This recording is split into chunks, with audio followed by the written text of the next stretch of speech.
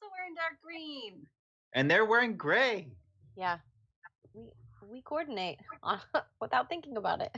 What's up, everybody? Happy Wednesday. It's my favorite Wednesday of the week. Void Jumpers, here to stay. We're going to be playing Monster of the Week. This is an actual play live stream tabletop RPG. That is the longest name I could come up with for this. We're using a book called Monster of the Week by Michael Sands. Super cool, super character and narrative friendly. And we use it to make all of our own rules and do all kinds of crazy shit. Definitely check it out. I'm really happy to be playing Void Jumpers today. Let's welcome everybody else in.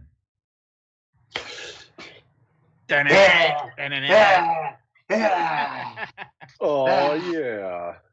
What's up, you fools? Just feeling foolish. Yes. I like the chalice that's behind you, Trin. Well, thank you. It is a planter. For whose blood? Probably the youth. The youths? Man, I thought you were going to say enemies, not like the future or hope for tomorrow. But yeah, you know, it's your chalice of blood. Listen, I saw a TikTok this week that was making fun of millennials for side parting their hair, and you know, I'm feeling a little vengeful. Wait, what? Wait, we can't side. Is it cool or not cool to side part your hair? It's not cool. Why? I've been doing that since the beginning of time. Whatever. It's church. Cool. It's the church clothes look. It's the like take me seriously look. I'm going to the school dance look. How are we supposed to communicate that? I don't have a symmetrical face, so I can't rock the middle part look. Yeah, you're supposed to do the middle parts now. That's what's cool. As you can tell by how cool this looks on me right now. There is no way in hell that those little idiots know anything. Little idiots.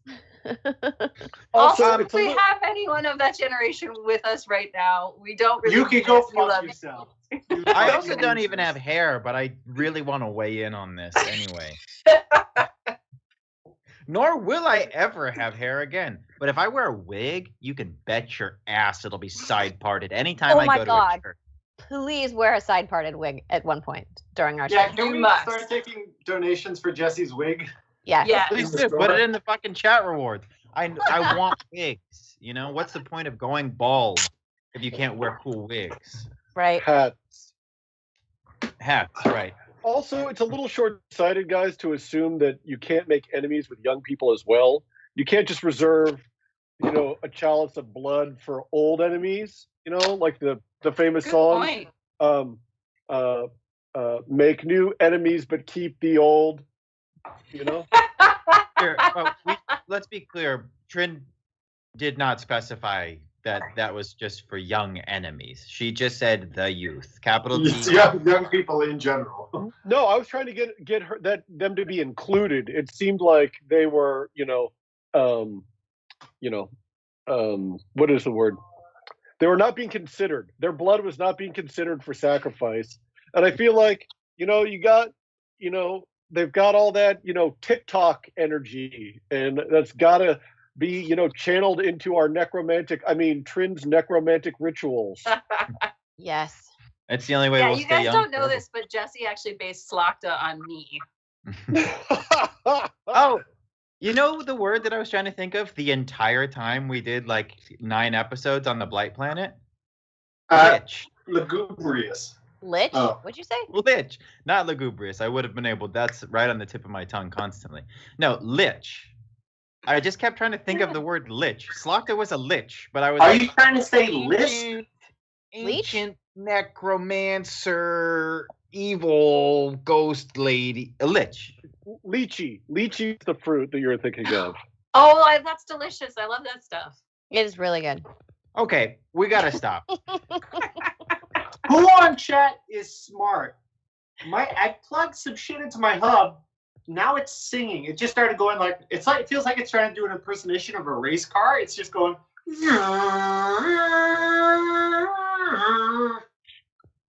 Is it just broken now? What does this mean?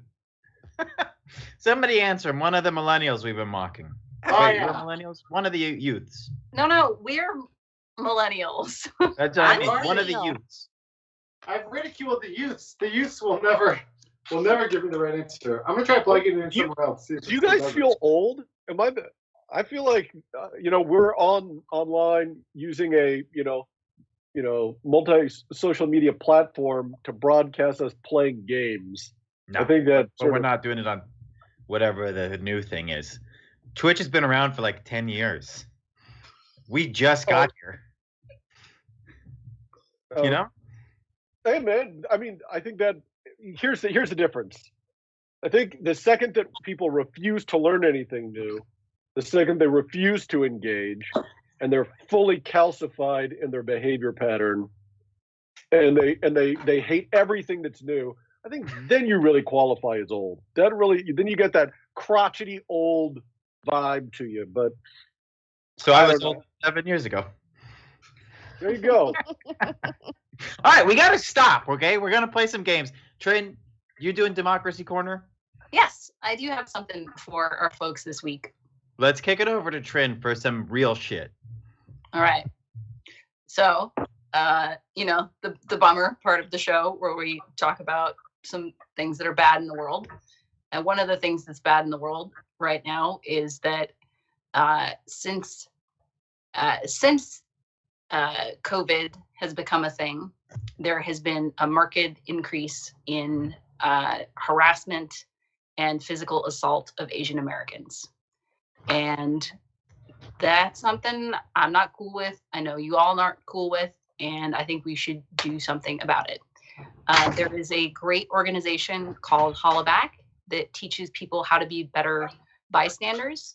So not just so if you see someone being harassed because of their gender, their sexual orientation, their race, their ethnicity, their religion, they do a lot of seminars that can teach you how to be an effective person who intervenes in those kinds of situations.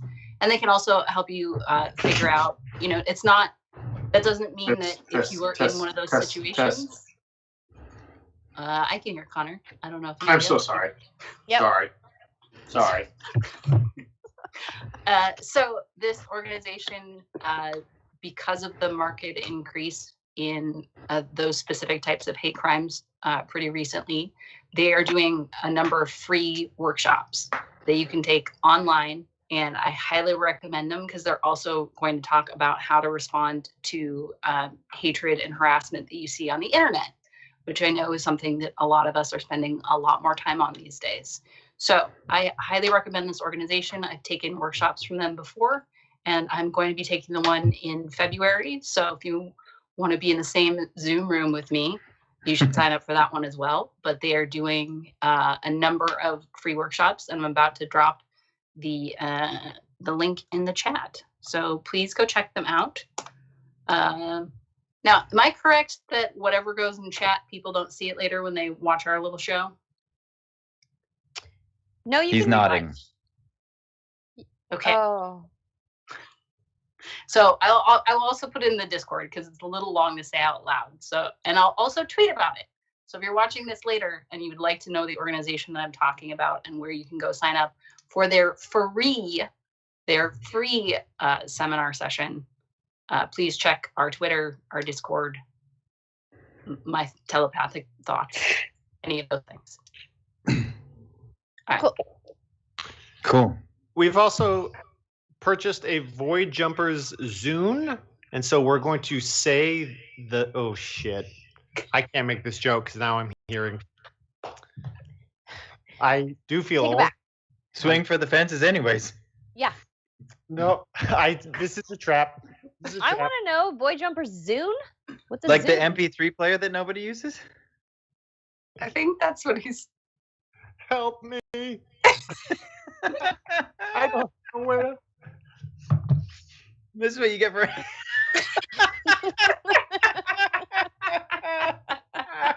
Wow. Wow. That's what you get. You fucker. Awesome. Okay. We gotta stop doing all this stuff. I think we're all stalling because we remember how terrified we were at the end of the last session. I am genuinely scared for what's going to happen next. I'm excited. Okay. I'm just trying to pick up hot dates in the Twitch. Okay. All right. Let's just Mark, just do the bumper thing and we'll start over.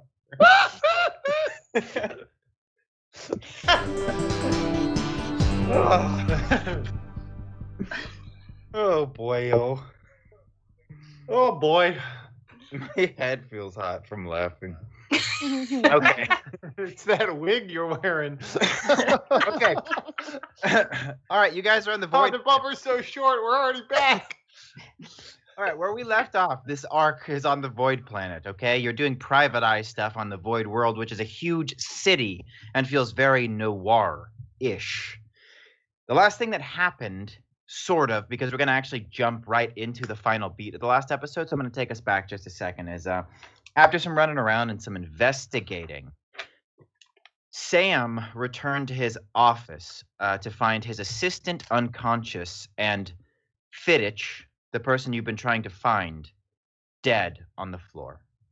Fittich had been, it seemed like his insides, including the bones, had been liquefied. And oh my God, really? Oh my God. And there was evidence of some potential rifts or portals which had burnt the ground and walls. No, oh my God. So we left Sam there in the office talking to his assistant Jenny about what might have happened while he was away. We're now going to jump into where we really left off. The rest of you, Rex, Tag, Bryn, you're running through the courtyard of the Quiet Arms apartment, having just slid down a hedge conjured by Bryn after the three of you fell off the balcony of Fittich's downstairs neighbor's apartment. You're chasing after Poirot, one of Sam's rivals and fellow Private Eye. Fittich's apartment had been ransacked before you arrived. You found the box that was supposed to contain the O-Psi device, but it was empty. You also found a cigarette butt with Miss Kale's brand on the wrapper. You're not sure how Poirot is involved in all this, but he was hanging off the balcony railing when you got there, so you want to ask him a few questions. Just as Poirot rounds a corner, two red orbs appear in the air directly in your path. You come to a stop, watching as the orbs carve a red doorway into existence. There is someone standing in the portal.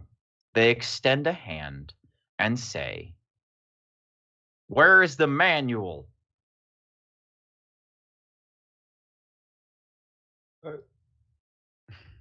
I've got it right here. Hand it over now. Well, I'm not going to just hand it into a portal. That would void all transactional refunds that I could get from them. You have to come out. The figure steps out of the portal, and it seals closed behind them. These portals are bright red. They seem to be made of this very intense, searing energy. And the figure steps out of the portal. Does anyone want to investigate a mystery to find out more about this entity? I think we should. Yeah. I Absolutely. refuse. Now, before we go, I didn't listen to the last beat of the last episode. What all did I tell you about this situation, or did I just say everything that you know? Did I leave anything out? I don't recall. Cool. Okay. Was it We all got Poirot? swords. You left that part out. Right. Yeah. Everybody has giant swords, but they're so heavy you can barely lift them. I don't need to. Intimidation. Here's the deal. I was hoping that I hadn't said any more than this because honestly, I had everything about this mystery planned out until about 5 minutes till 5.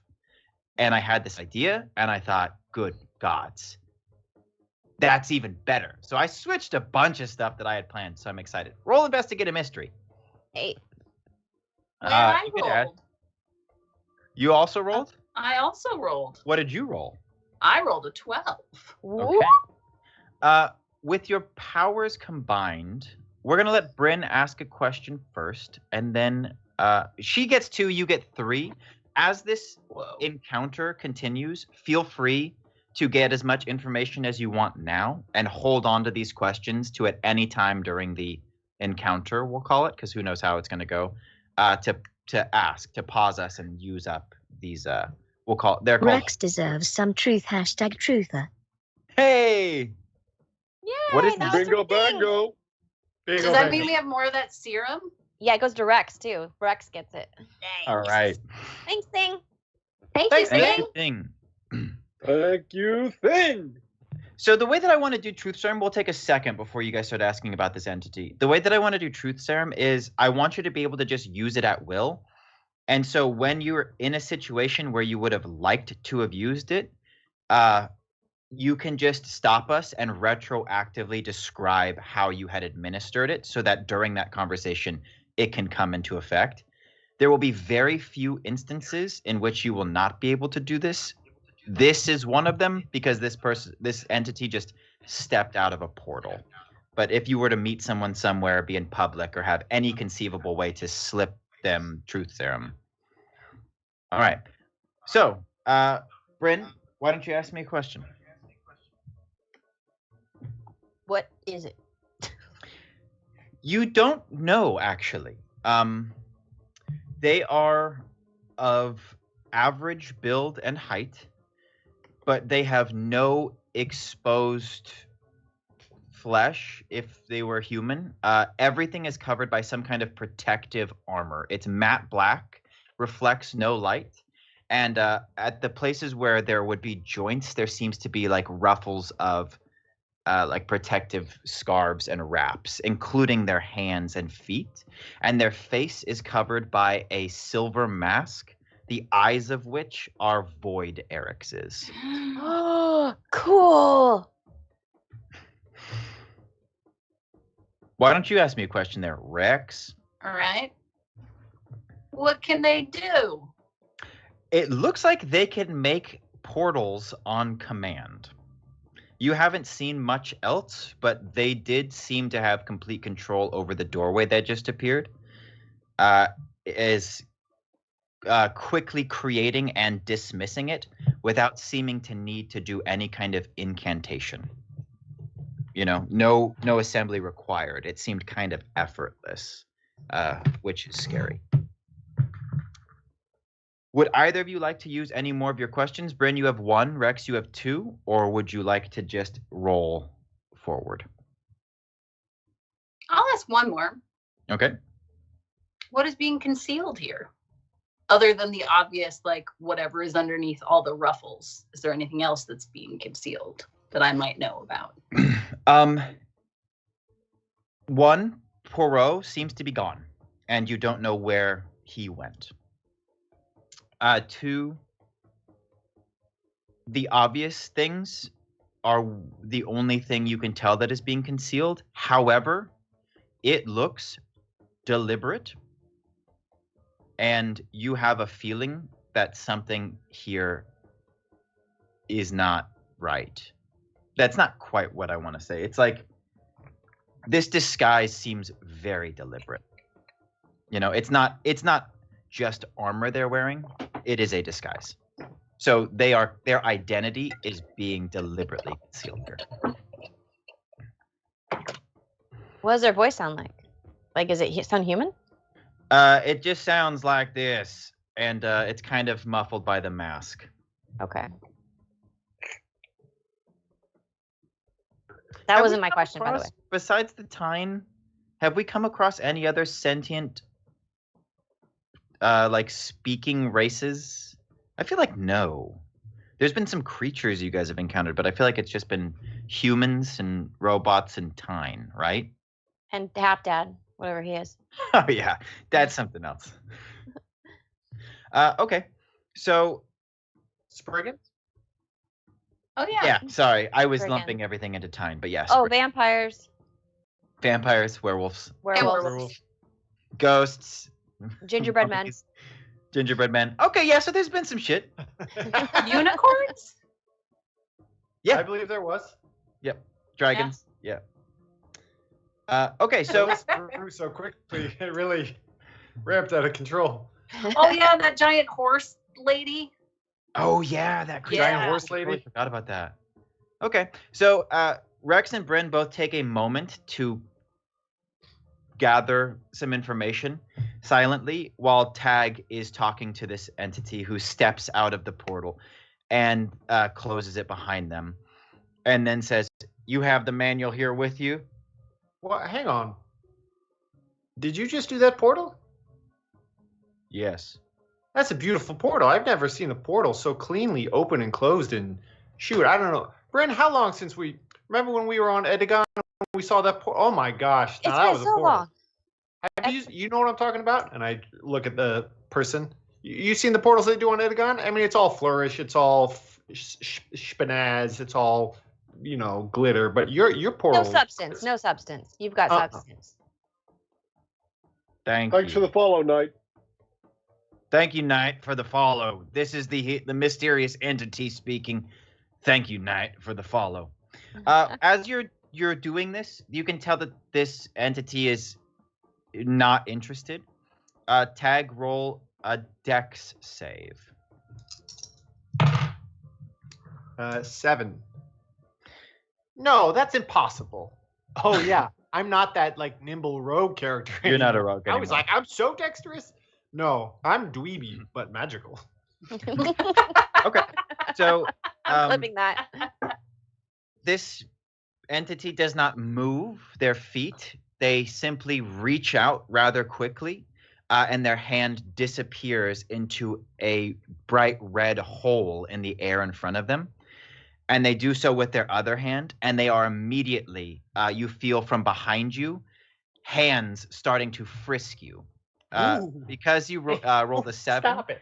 Oh, stop. They do not immediately reveal that you do not have whatever they're looking for. The search will take them long enough to determine whether or not you're lying.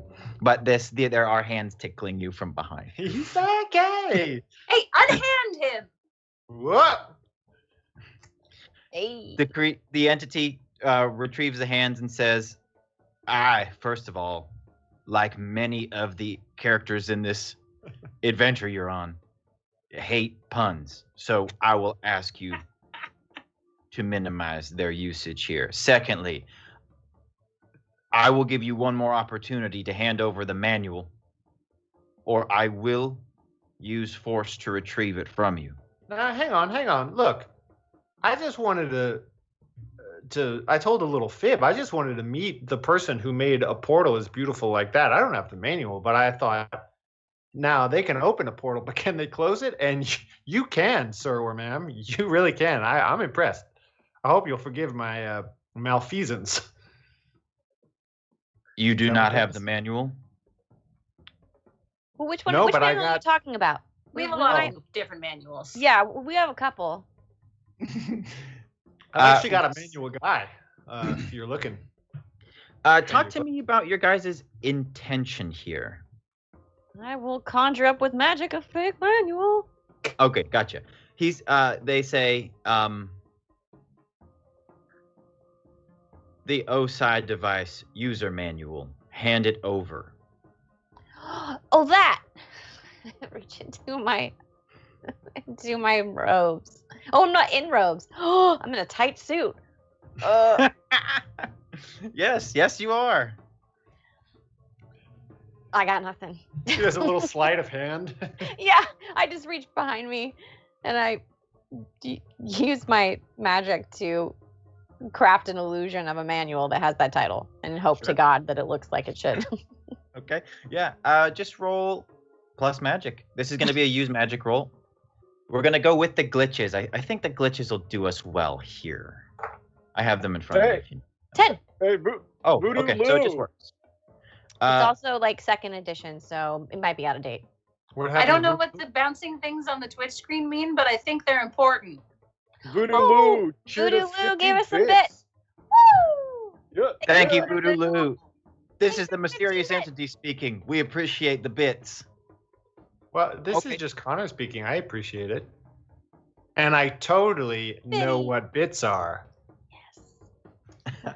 You can tell by the center part of his hair. Okay, so tell me about this manual. With a 10, you create this thing. You will not be able to fill in any of the blanks that you don't know. it will not be an answer machine. So what would you like to provide? They've told you that it is the OSI device user manual. What would you like to create out of magic? You will do so successfully. I'm going to create an old leather-bound book that's forest green, and it says on the cover in burgundy, whatever you just said, The OSI. OSI device user manual. Yeah. And then on the bottom it says second edition. And I think all I'm going to do is magic. It's a Dungeons and Dragons style script. Of course. Yep. Look like a player some handbook. cool artwork on the inside. And then like a page that's got what's it called? Not an index. You don't have to page. give me like all of the specifics. You can just kind Okay. of give me the gist of how you're trying to sell it. Pretty much it's gonna have an interesting first page, and then everything else just says blah blah blah blah blah blah blah blah blah blah blah blah. And hope that they don't open the book. They actually walk forward instead of reaching through a portal and extend their hand to retrieve this manual. Here you go. They take it and they say, "What are you doing here? Why have you stolen this manual?" Well, I didn't steal it. I found it at the bar. I was hoping to find the owner. What bar? What was it called? The The one that you Lava guys Jew? actually went to before? It's run by was it Zuzu? Hashtag clue, so we're being straight up punished. I guess we'll have to put away the magic puppy then. You know, the labracadabra door. What happened? Man, that's a clue Mark from is- Merc. A Mark clue? is amazing. Okay, Oh this my is actually God. great. I'm gonna hook Sam up. Sam, when we return to you, Jenny is going to deliver this clue that Merc just got. I think that is the scene where it will happen. Okay. So when that happens, that is because of Merc. Thank you, Merc. Labracadabra door. Mwah! They take the book and they say, there seems to just be a lot of confusion that's overcome them. And so they say, "I don't understand." "Then what are you doing here at Fiddich's apartment?" Fiddich is my boyfriend. And Okay. We're her friends. Okay. P4 He asked me podcast. to Thank you retrieve for the something. raid. We got raided?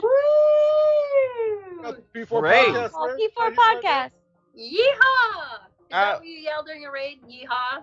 Yes. You yell yeehaw. Yeah, that is Twitch code.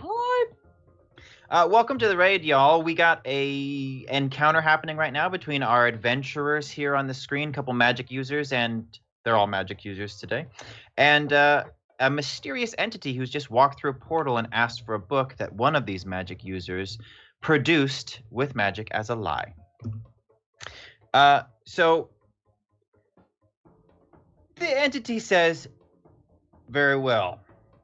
I have a feeling I'll give you a chance. Just roll charisma and see if you can lie to this guy. I'm not just going to disbelieve you. I'll give you a chance." These guys are stonewalling every offer we put out there. Jeez Louise.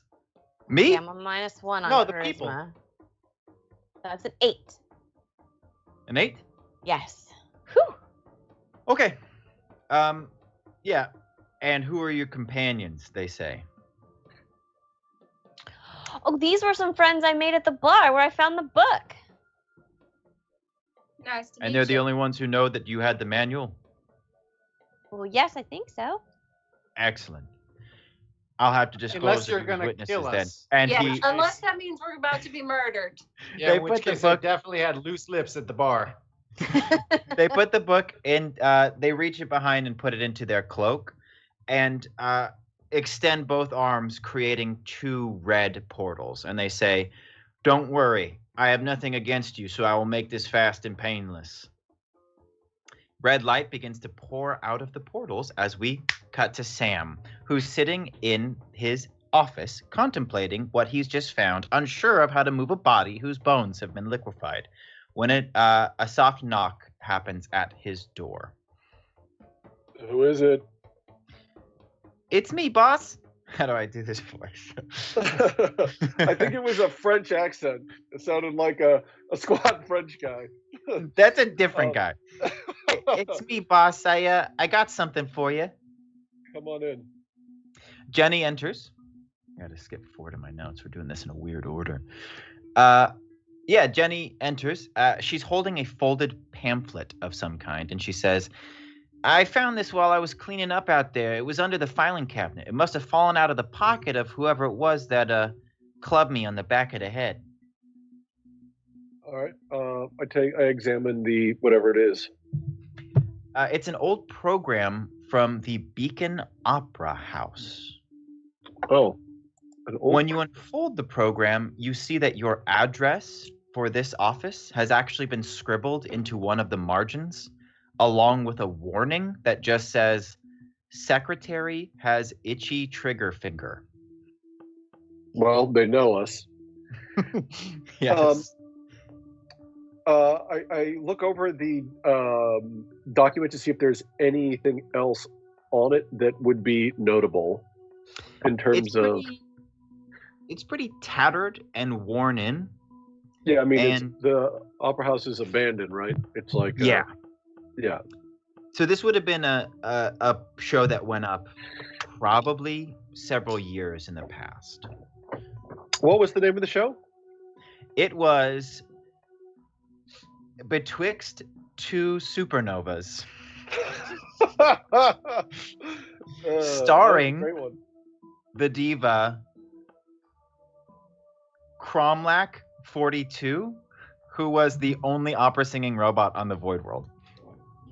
Nice. She had there's such a great hit single from that song, from that show. Oh yeah, My Heart Burns Like the Sun. Yeah, Burns Like the Sun. Yeah, my love burns like the sun. What was the tune though?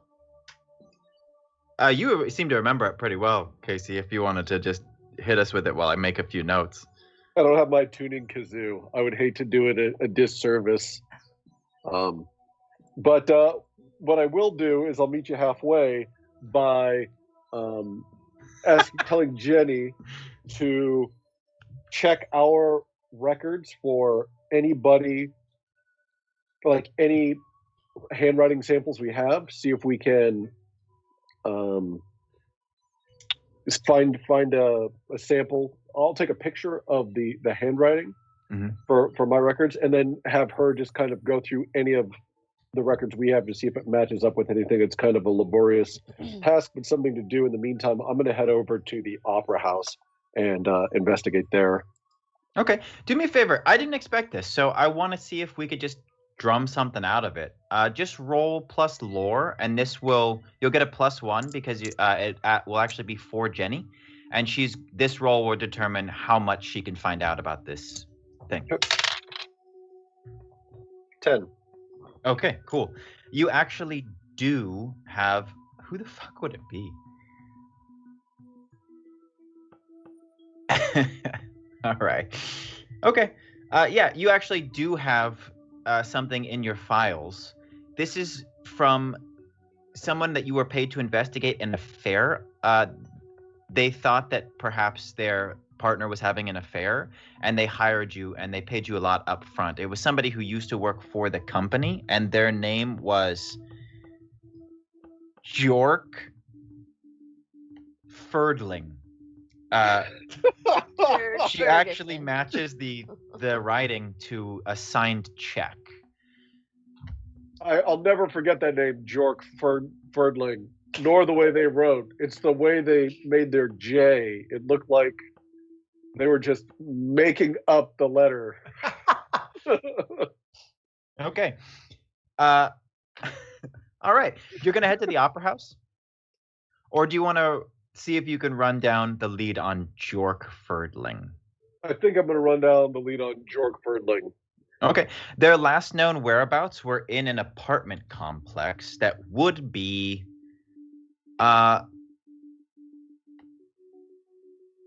I think it would be just a little bit west of where you are.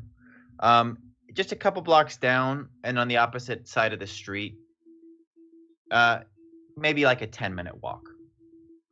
Yeah. Yeah, I can never forget a name like that, George Fridling, nor where they lived, nor what he looked like. Had the largest forehead of any man I ever met. So Sam takes off and starts heading down the street, and we cut back to the courtyard outside the Quiet Arms, where this entity has just opened 2 red portals.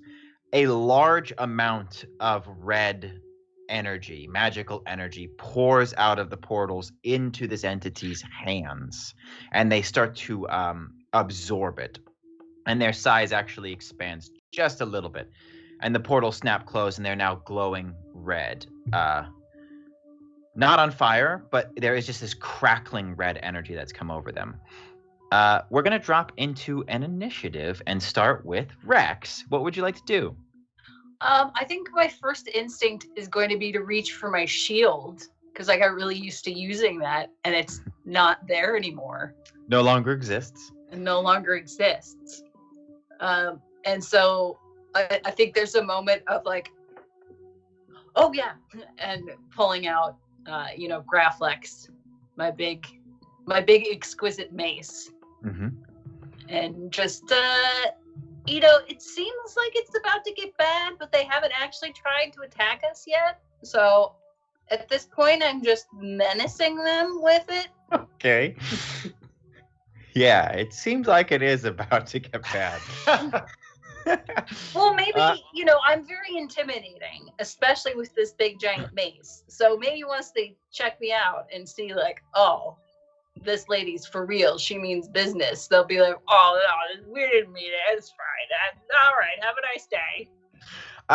Yes, I think that there is a roll we could do to turn this into an action for you and see if you can, in fact, turn them into Jim Gaffigan. Roll. I'm gonna say probably plus strength just to see if you can intimidate them. It'll have a consequence. Yeah, you have all that really cool portal energy, but this weapon is very vicious, and I'm very good at using it. 11 good at using it. Ooh, damn. They were taking a step towards you, and they stop. And they do hesitate for a moment as they eye the weapon and it seems like they're analyzing it in some way, that perhaps they're picking up on the brand new enchantment that was just placed on it by Tara. And they do pause for a moment, creating an opening. Bryn, if you'd like to capitalize on that, I will give you a +1 to whatever you decide to do, as they are caught debating whether or not they actually want to have this fight. I want to make a hedge barrier. Okay. Tell me just a little bit more about what you want it to do. So I want a hedge to go directly in front of us, and then it fades into a hedge maze that they get stuck in with lots of dead ends. Okay. And maybe a sphinx. And the goblet of fire is at the end of it. And when they touch the goblet of fire, it's actually a port key. And they're zoomed to a graveyard where Lord Voldemort is waiting for them. Lord Voldemort and Wormtail. And they're doing a ritual to restore his power. And they needed the blood. The blood of Harry Potter. And they put it in Trin's chalice. Because he's a youth. Oh, it's Harry Potter's blood chalice. Roll use magic. I want to be Newt's commander. Lisa? That's a fail. No! Big fail. Let's you also want a +1?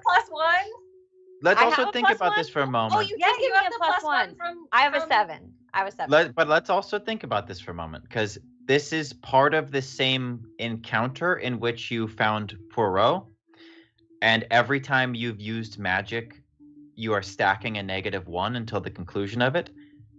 So I believe you've only done it ago, you fucking Grinch. I believe you've only done it one time to create the slide, but that will be a -1. The next time you use magic, until your little refresh, it'll be a -2. So that's a 6 then. Oh yeah, something happens. Shit. He's got Talking they got mushroom. stuff. I forgot that they got stuff. Failed So magic. what marks the end of an encounter? Combat doesn't make it a separate encounter? The way that I see it is it's just kind of like, and this could be debatable. So if you guys wanted to say like, hey, I actually disagree here, I would hear you out. I feel Hey, I it's like, disagree. why is that? Principle. Okay. It would be like a sequence, like a single sequence. So it wouldn't be an entire episode. It wouldn't be an entire arc. But I think seeing Poirot falling out of the balcony and immediately entering into a chase and then coming upon this ties it all together for me. Let's say you guys don't get massacred here and you walk away from this and you have like 45 seconds to catch your breath in which you say like, okay, whew, glad that's over. Then we'll refresh kind of thing. It's fine. But And consequences were my idea, so I'll live with it. Let's do it. Cool. So with a magic fail, you see the spell go off. There's just an explosion of bloom energy off the front of your palm. But before it can reach out and touch any of the hedges that are nearby, for there are many, all of the energy coalesces into a single beam, which goes into one of the void Erixes on this character's mask, and then blasts right back at you, Bryn. Great. And you find yourself the target of some hedges that are lurching towards you. They're coming from all sides of the courtyard, and they're cascading kind of like waves. They do not look animated in the sense that they are creature-like, but they look like waves which are rushing towards the summoner. Everybody roll a dex save. All I can think is this is really embarrassing. I really do know how to do magic. 9. 8. Cool. Okay. Rex, one of these hedge waves crashes over you and knocks you to the ground, and Graflex goes flying out of your hand. No. You would take a negligible amount of damage, probably just 1 harm, but I think your armor is going to be just fine against that. Which brings us to Tag. You've managed to sidestep these hedges as they fly past you towards Bryn. And it seemed like this happened all on its own. Every time this entity's done anything, they've been very confident and used very little energy. And so this spell just seemed to have been absorbed by this thing and shot right back out. There was no crazy thing that happened. Okay. I'd like to start by tuning into it's just one entity. Yes. As I'd far like as you can see, yes. Roll tune in. That is a 11. All right. Will you tell us what happens on a full success? Sure. Tune in. You can attune your mind to a monster, in this case, creature or minion. On a 10 plus, hold 3 questions and you can realign your target's thoughts. Wow. So, let's ask the question, what is it capable of? It seems specifically thinking about that Void Eric's in the eye. Sure. Oh, specifically Maybe about that? Portal too. I'll spend 2 to focus on portal energy and Void Eric's rebound stuff. Cool. You sling your psychic connection at this as they are in the midst of deflecting this. And you can see that they are processing what is going on and very quickly reacting to it. The mask is a magical item, a rather powerful one. The Erixes that have been embedded into it are able to capture wild magic and redirect it back at its source. You would sense that wild magic in this sense mechanically means a failed magic roll. It does not seem to be able to absorb it. It merely looks like a reflective thing that it can do. The portals can be opened, it seems like, without restriction. The sense that you get from this is that the portals seem to have no restriction to them. They can be opened in places that are out of line of sight, which is typically like a requirement of spellcasting. They can, as far as you can tell, create a doorway from one place to any other place. And do I get a sense of the origin of their magic? For example, when they pulled that red energy, do I know where that came from? Or what it's doing to them? It was just, it seemed like ammo. They were opening a rift to a place that had a lot of powerful hot magic and bringing it here to use as a charge up. You can tell by tuning in that they, bumped up their like strength, magic, and armor by pulling this out. Okay. And you'd like to realign their. Yeah. I want them to become greedy for that power, and just keep those portals going, and just like keep juicing themselves up more and more and more and more and more. Okay. Yeah. So they open 2 more portals. They don't seem to be resisting this at all because there's such a high roll, and they open them to this red place and start absorbing the energy. As the hedge waves are crashing past them, they begin to catch on fire as this entity grows, and they are growing larger and larger, and their costume is actually starting to rip at the seams. They are enlarging, but their items are not. And the mask, the face is kind of outgrowing the mask. Okay. We're going to give one more beat to this, which is that you are now, Rex, you are sprawled out on the ground with your weapon flying away from you. Bryn, you are looking at a wall of now flaming hedges crashing down on you. They're on fire? Tag, they are on Why are fire they now because of these open portals. Tag, you watch as this entity obeys your command and is just absorbing more and more and more energy. You, being tuned in, do get the sense that they are aware that they are very lucky that this will not be a problem for them. But the way that thought comes out is it could have so easily been a problem for somebody else to try what's about to happen. Like, bring on the juice is what they're saying. We cut back to Sam, who is now headed towards the apartment complex of Jork Ferdling. And the apartment complex is called the Hazy Cup. This is not a fancy place like Fittich. I guess it would be because I said he was rich. This is a fancy place like Fittich lived in.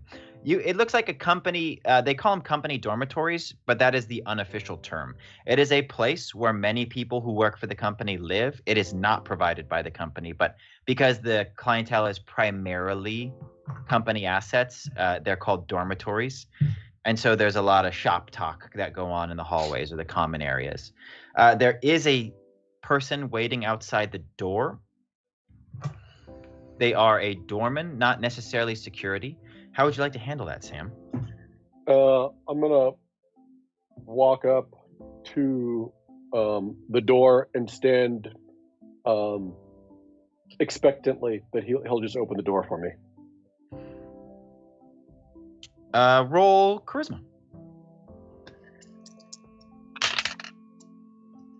I want that roll, but one of the dice is sideways, so I will just add roll ahead. That is an honorable man right there. Okay, I don't want that roll, and that die was also sideways. I will now roll in a new location. Split the difference. 8. Yeah, cool. So they go over to the door and they open it up for you, and they say, "Evening, Mr. Hagen," and I just hand over, a little tip, like whatever, I have in hand in terms of cash, like, $2 or whatever. Sure. They take it and they say, "You know which floor you're headed towards?" Yeah, same every time, and I just head right in. Okay. He pockets the money, You're inside the lobby. There's elevators at the back of the room. There's a front desk. Nobody's manning it. You know from your previous dealings with Jork Ferdling and the return address on the envelopes that you checked, that they live on the second floor in apartment number 204. I'll head to the elevator. Okay. You get up there, no problem. The door is locked to the apartment. How would you like to handle that? There's nobody in the hallway. It's a nice place. It's a little bit too clean for your taste. Not clean as in tidiness, but clean as in sterile. There's just like no art on the walls. All the paint's a little bit too white. All the lights are a little bit too bright. The carpet is it looks nice, but is very thin. It just ain't that great. But there is a quiet hallway and nobody around. All right, I'll knock on the door. There is no answer. All right. Is it an electronic lock or a manual lock? Most of the doors here are electronic. All right, I'm going to try to use my hacking skills to hack the door. Cool. Does it have like a key card entry? I'll use sort of a a la Terminator 2, an Edward Furlong, slide the card in, have it routed to my little little wrist computer, and just try to see if I can hack me a door. For sure. Do you got any bonusy stuff for hacks? You got some hack stuff, right? Yeah, I have like a hack skill. Okay. Hackly. My hackles is up. Okay. Well, it's not going to matter like what my bonus is, because that's an experience point right there for sure. That's a huge point of experience. Okay. So I think that what happens is you just short circuit the electronic lock, and you realize that you will not be able to use it to get into the room. Oh. It is not the only thing on this door. There is a doorknob. You could get in however you want, but the electronic lock has just short circuited. Your device is still okay, but something just like surged and cut that power out. All right. Well, let's see if that helped. I'll try to pick the lock with like a credit card now and see. Okay. Sure. Just jimmy it open. I think just roll Dex for a thief skill here. 8. Yeah. You can tell that some security measure, instead of going into like lockdown mode, just disengaged. The door was still locked, but with the electronics broken, you are able to jimmy the door open with a credit card. But the credit card breaks. So I hope it wasn't your only one. And then you get inside. Was it the company one? I'm not going to use the black card, the infinite black card. That's crazy talk. That shit wouldn't break either. It's made out of something you don't understand, but it's real strong. When you use a library card, it actually hits something on the way in. Oh, it's a fucking body, probably. It's not that heavy. It's light. It actually seems like whatever it hit kind of spills or moves out of the way, but it's not even resistance as much as you are aware the door hits something as it opens. All right, I'll peer in and see if I can identify what it is before I go into the room. It's a large stack of mail. It's as though somebody has been sliding it through the slot on the door and nobody's been picking it up. And there is just mail that dates back not months, but several weeks as you start to thumb through it. And it's all for Jork Ferdling. They have not moved, so you are in the right spot. But all of the lights are off in here, and you can see that they have not been collecting their mail for at least a couple weeks. I've flipped through the mail rapidly to see if it's, if it's all just bills, if there's any personal correspondence in there, if there's anything that would stand out as like a handwritten letter as opposed to purely documentation or anything from the company or anything like that. So there is a lot of junk mail, a lot of bills, a lot of coupons, and what looks like some pay stubs. There would be direct deposit, so this person's not missing out on the pay, but there would be pay stubs. And then towards the bottom of the stack, there's actually a very different kind of looking letter. It's in a square, like wax paper that's been taped over it. There is no postage, no address. It looks like this was something that maybe somebody slipped in through the door who wasn't the post person. Yeah. Yeah, let's take a look at that. Sure. When you open it up, there is just this. Fuck. What is it? What is the symbol of the rebellion? It's underwear. I know that it's an underwear badge, but what did we decide was on the badge? Did we decide? No. I think always it's of it's the Star two. Wars. Oh, sorry, Casey. Go for No, it. please, Connor. I always think of pine Um, trees for some reason. Huh. Was there Pine. something I'm with only gonna freedom? nix that because the Pine Guard from Adventure Zone Amnesty already nailed it down, and I'm ripping off a lot of shit from them already. So that's the only reason I'm nixing pine trees. How about pine Connor- cones? No. Connor, go ahead. Did you have something? Yeah, I was thinking it would be like a mischievous little kid holding up a donut, and then two mallards are kissing in the donut hole from both sides of the donut. Okay. We're gonna have that actually be the thing.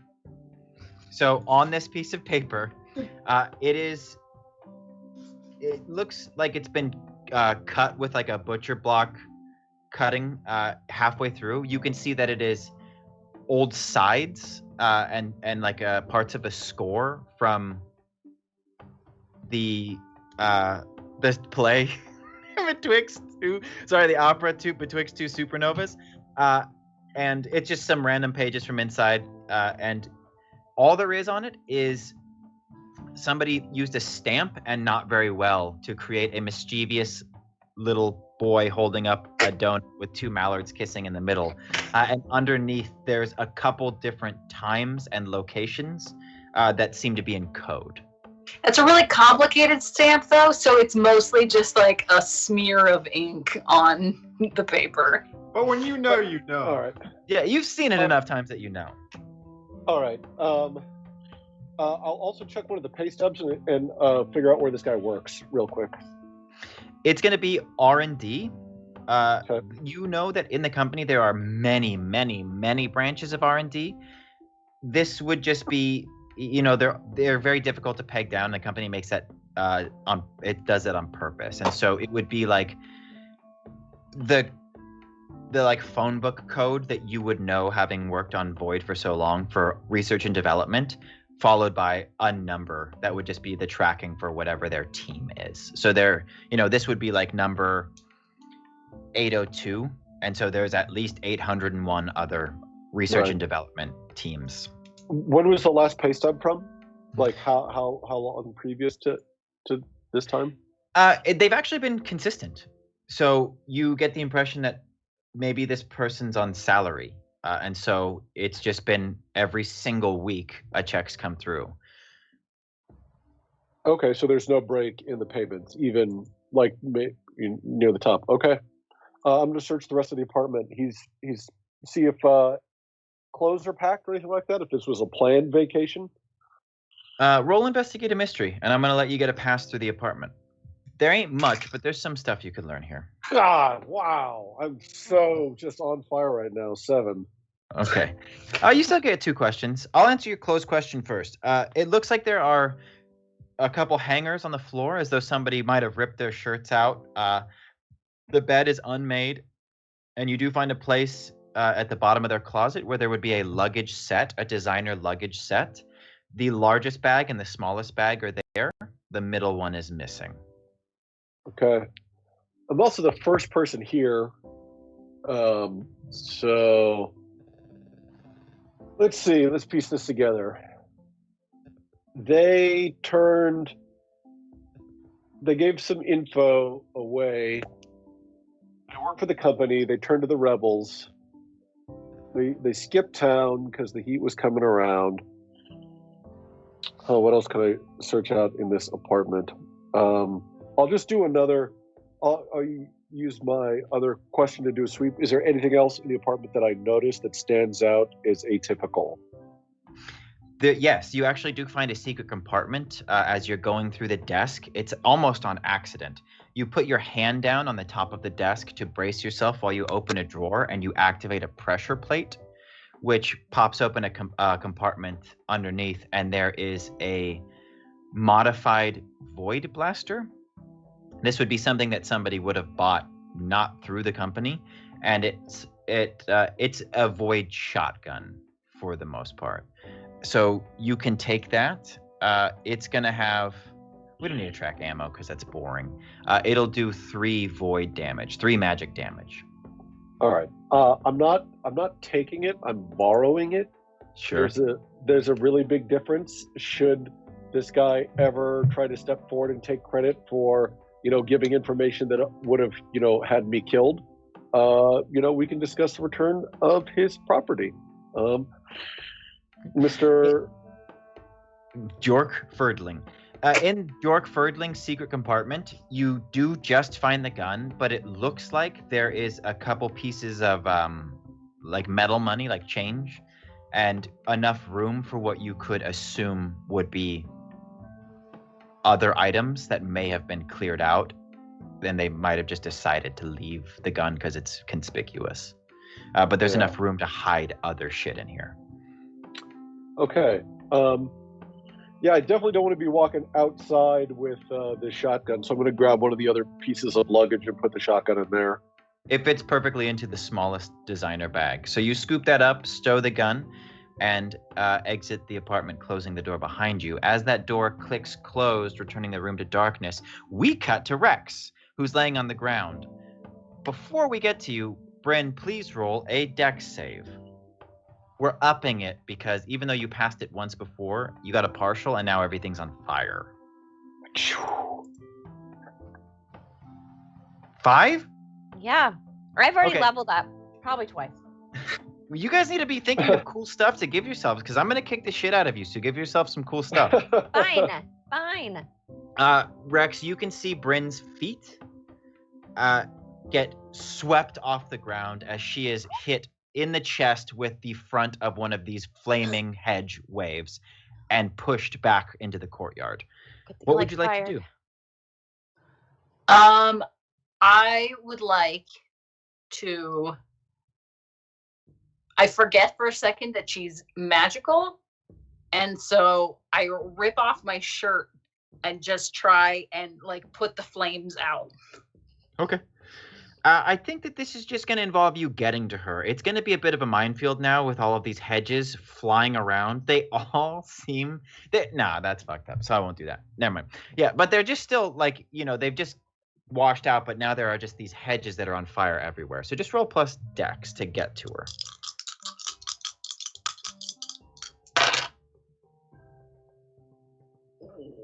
Seven. Okay. You do get to her and throw your coat or your shirt over her to start to put her out. You are able to get the fire out, and before you can celebrate, you will actually take a blow to the side of the head. And as you fall over, taking 3 harm physical, you slide across the brick of this courtyard and see a very large hand that is now ripping through its gloves, and the fingers and knuckles all seem to be made out of metal, pull itself back into a portal, and the portal closes. Rude! Bryn. Yeah. So wait. So who's still here? We still. Rex just got slugged. Tag is kind of doing a magic showdown with the entity that just reached into a portal and punched Rex in the head from across the courtyard and brought it back. They are very large now. They have not closed the portals, and energy just continues to siphon onto them, and they are just growing. They just seem to be getting, they're not turning into the Iron Giant, but they're just getting denser and denser and denser and just continuing to absorb energy. Did you But say their mask Jesse? is still on? The mask is still on, yes. Underneath their gloves is metal? Yes. You can see that their whole costume is coming apart. It seems to be resistant to whatever the magic is that they use, so it's not burning, but it is, as they are growing, it is ripping, and you can see that underneath it does appear to be metal. Okay. Ooh. Should I make a giant magnet? That's up to you, man. Do it. Yeah, okay, I'm gonna make a giant make. I'm gonna stand up, brush myself off. I'm hella embarrassed. I'm like, this is not my first rodeo. I'm just a little rusty. Okay. And then I'm going to summon a very large magnet over to the side, hoping it will make it stick to it. Okay, cool. You are going to roll, use magic. You are now stacked with a -2. Now remember, that is just subtracting from your bonus. It is not like... Negative. Oh, okay. So I'm at a 0 then right now. Yeah. So no bonus for me. Okay. Oh. Thanks for pressuring me to use magic. It's gone bad every single time. I'm not rolling your dice. 8. 8? Okay, Yep. cool. The magnet does work, but not exactly as you want. Tell me what the glitch is. Do you need them? Yes, please. You can either have the effect be weakened, of a short duration, you can take damage, it'll draw immediate and unwelcome attention, or it will have a problematic side effect. It's gonna draw immediate and unwelcome attention. Okay. Isn't there a glitch that it immediately kills the target? That'd be amazing. I will put that in there. If it becomes a coin flip, and so it will either kill the target or the attacker. And you have to flip a coin to see. Right. what. Okay. I don't think you need to waste your Okay, just sweet little saying. finger energy typing that one out. So it draws immediate and unwelcome attention. Is it the lady that lives in the apartment upstairs? Yeah. Yeah, she starts screaming. You create this large magnet. The problem is when it starts, all metal starts to be pulled towards it. You cast it in front of you, pointed towards the enemy. So everyone behind you is cool except for Tag. So Tag, just start figuring out what metal items you have. But everything in front of you, this magnet is big. And so it starts pulling, like the street lamps start pulling up out of the cement. They don't get pulled free, but you can see that the bolts are ripping out of the concrete. The benches and everything starts sliding towards. It's not a tornado tug, but everything starts moving towards. The entity actually braces itself and manages to withstand the pull, but the mask does get ripped off of its face and connect with the magnet. And all of you see, growing larger by the second, a red, glowing, rather corrupt-looking CNAC 88. What? No, CNAC. He's corrupted. Oh. And as the his costume shreds more from his growth, you can see that installed in his torso, you've seen him many times, installed in his torso is a device that looks like one of those old tape players. It's about that size and shape, and it seems to be running overtime. It is plugged directly into his circuitry, and whatever you see on CNAC 88, this, you can make the leap, would be causing it. No, CNAC! Meaning the tape it's some sort of influence being exerted upon him via that tape in his chest?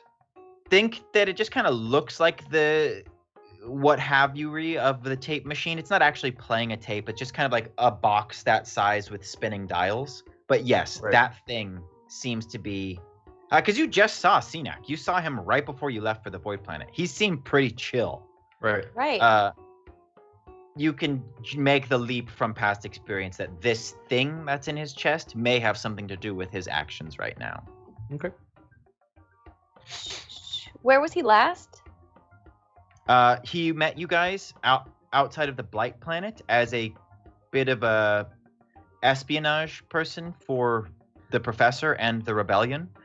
They were stealing technology from a Void Relay, and then he said that he would be, dipping out to go do more cool rebel shit. Okay. So he left a little bit before you guys did. Yeah. Sweet. Well, I'm gonna pull that mask, that sweet, sweet mask off the magnet. We're gonna deal with the magnet in a second. As of right now, Tag, what kind of metal stuff do you have? I got the two little Die Hard with a Vengeance hooks. Okay. They flip out of your. Is there someone in chat who A, has seen Die Hard with a Vengeance, and B, knows the name of those things so I can have a better it can roll off the tongue a little slicker in the future? Once we get that, please chat, fill in our blank here, Mad Lib us here. They will just be referred to as the Die Hard with a Vengeance hooks. They flip up out of your belt and hit the magnet. Where am I in relation to the magnet and in relation to the creature? I see you. Slicey boys is a suggestion I see from chat, so I think that's what we should We'll go call with. them Slicey boys. Yeah, that kind of fits with what we're rocking. Yeah. Joseph Dunlap has seen the movie but doesn't remember what we're talking about. It's Jeremy Irons' right-hand lady. She, she comes onto the boat at the end or whatever it is, and she's all slick, and she comes up. She does a little slicey dicey sequence in the hall. Kind of, anyway. Karambit? Okay, cool. Thanks, Mark. Says. Karambit? I think we all know we'll continue to call them Slicey boys. Slicey boys. Hey, well, I appreciate it nonetheless, Merc. Everybody, really. So I see the reason I'm asking the question is, if Cenac is between the magnet and me, if there's a way for me to kind of, as I see them start to jiggle on my, I think they're kind of here. They're like old-timey sort of shoulder harness detective style. As they start to pull and jiggle away from me from the magnet, if I can hold on them long enough to kind of slingshot them at Cenac on their way to the magnet. The way that I've been thinking of this is the magnet is behind you. It's actually the reverse. You are between. So the mask would have flown right past your face, and I think that it goes creature, you, magnet, Bryn, Rex. So it's just like this domino of you and the creature are the only two in front of the magnet. Okay, cool. Well, sorry, I don't mean to rob you of a cool thing. No, it's okay. But if the magnet was on the other side of the creature, I think all of Rex's and Bryn's shit would be sucked towards it as well. Your little slicey boys, I'll give you a chance to save them. If you're giving me a save in this moment, I'd prefer to spend the energy reaching out to grab the mask and letting my daggers go versus trying to hold on to the daggers. Sure. Yeah, you spin around. The magnet is right behind you, and you are able to get a hand on the mask. Just roll. I'll give you a chance. If you just want to rip it off, you're going to roll strength. If you want to try and do some magical judo here to free it, I will give you the chance to use magic instead. That'll be on you. I think with how frenetic things are happening, his instinct is still going to be physical, as it's whipping by him to grab it and not to magic pull it to himself. Unfortunately. Or you want to snatch it out of the air before it hits the magnet. Whatever works. I'm not trying to retcon what has already happened. If you prefer. Yeah, you guys would have just seen, like we freeze frame Borderlands style as like the mask pulls off the face and we like Cenac 88 corrupted by Osai, and then you would whip corrupted out. By Osai. That's new information. You guys are like interesting. He's looking for the manual. He's got it on his chest. You're 2 steps away. I'll give you this one, okay? Dex. Dex. That's kind of okay. Well, 7. Yeah. So you actually reach out to grab it, and you do get a hand on it, but it flips it around so it smacks you in the face, and you are now wearing the mask, and you are pulled backwards to get stuck on the magnet. But you are now wearing this mask. I didn't have it in mind that you guys would use it. It is a magical deflector, and so you will be able to incorporate that into whatever you'd like should a magical attack come after you. Okay. Okay. Would you like to do anything else? I got an idea, but let's pass the torch a little. I got the mask, and then I'll save this one and load it in the chamber for when it comes back around. Okay. Rex, you've just been punched through a portal. Oh shit! So rude. I didn't realize I actually went through the portal. No. Sorry. The punch came through the portal. Oh, okay. Right. That makes more sense. Since we never established where Graflex went, what if it's behind CNAC 88? Yeah, sure. You could have been hit from behind in the same way that he snuck up on Tag. It is currently wiggling because it would have been flung past him. It is wiggling on its way to, as it gets closer, be sucked up towards the magnet. I think you'll have a second to operate here before it hits him. The unwanted attention from earlier is coming from all of this shit that's going down. Like, the courtyard's on fire, and now metal items are being thrown around and banged into stuff. And so, yeah, so now there are people kind of accumulating on all of the balconies around you. You can hear some like sirens. You heard some chirpy sirens before from like corporate security.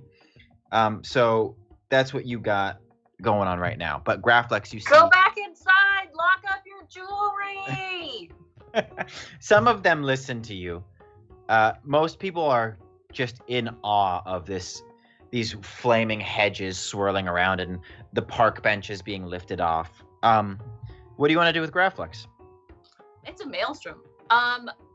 Potentially something extremely risky depending on my role. But my idea is that I, in ducking and diving from all these metal things that are flying around, I'm off center, so I'm not directly behind anybody anymore.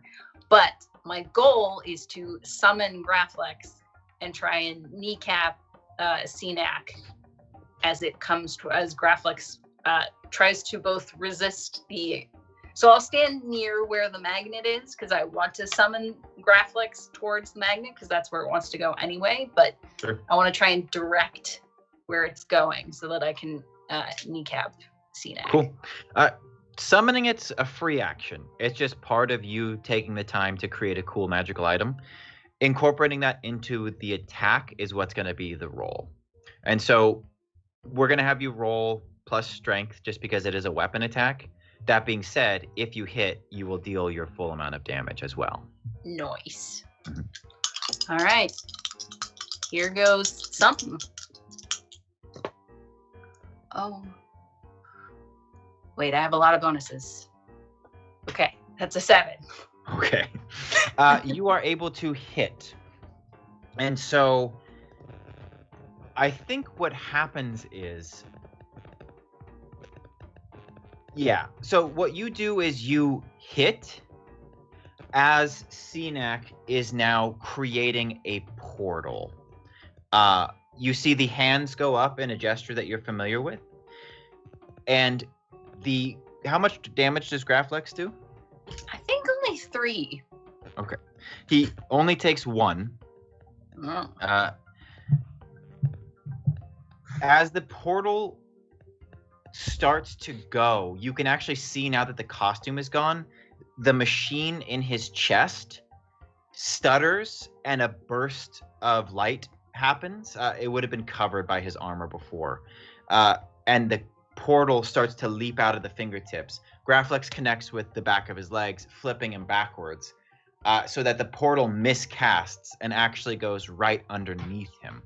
And he falls through his own portal and then loops a couple times because the second portal appears in the air and you just see him kind of like woof, woof, woof, woof, until one of these iterations he flings out some arms and lands on the ground. You catch Graflex, but it kind of bangs through some of the furniture on their way to the magnet, and so now the chairs are just spreading and hitting the hedges, which are now catching into fire. You can see that the apartment building has actually started to catch on fire as well. And CNAC gets to his feet, and those 2 portals that he'd opened earlier where the energy was coming through, he says, "I should have known better." And he pulls in one last gout of red energy from these portals, and they seal closed. And he just like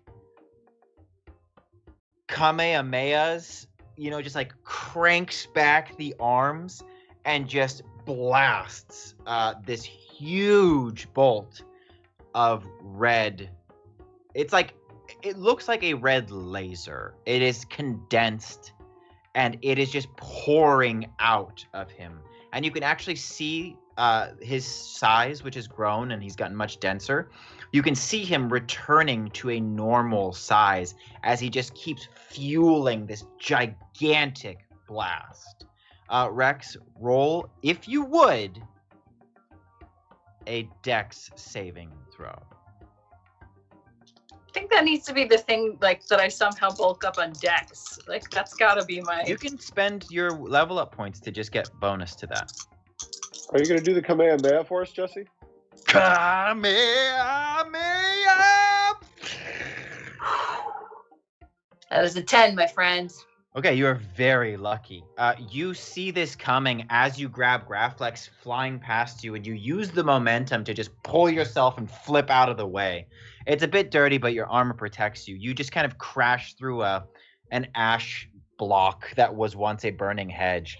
And this laser goes right over all three of you and collides with the Quiet Arms apartment building, which it craters in at first, and you can see a bright wash of red ripple out as it goes through. You're in a courtyard that's surrounded by this apartment. As it starts to ripple through every floor and every room, and the whole place just starts to incinerate.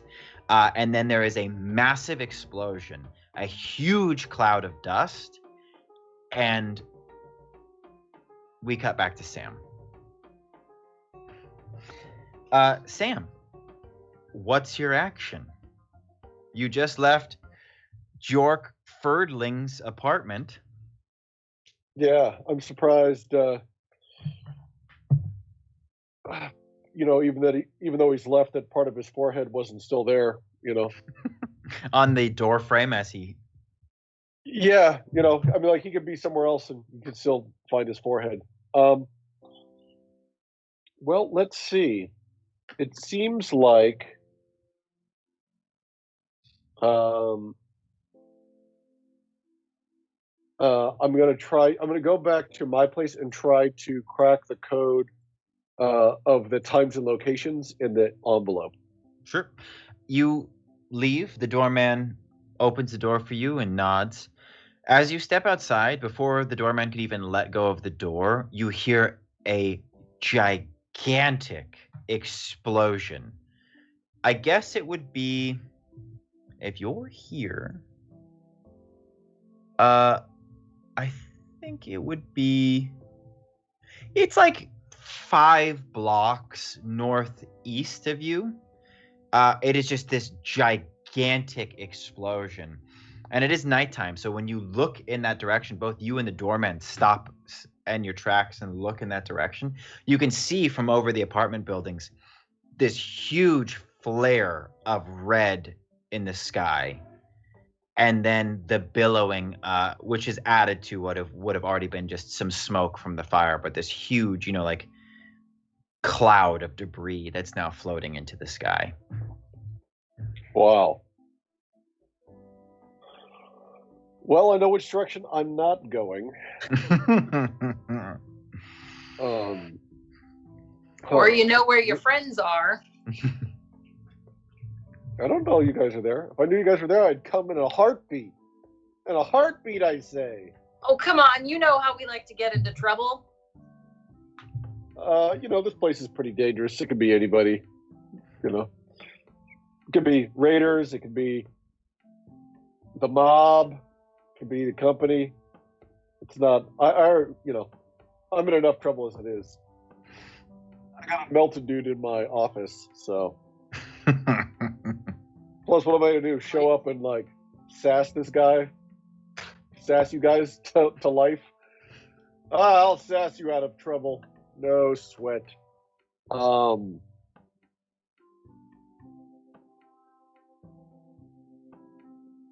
Yeah, I'm going to head back to the office and try to crack this code. Okay. Roll I think it's just like a lore just a lore check. I don't know why I'm so bad at rolling dice. You know, there's only so much surface area that I'm aiming for, and I feel like I miss more often than I actually put it on the table.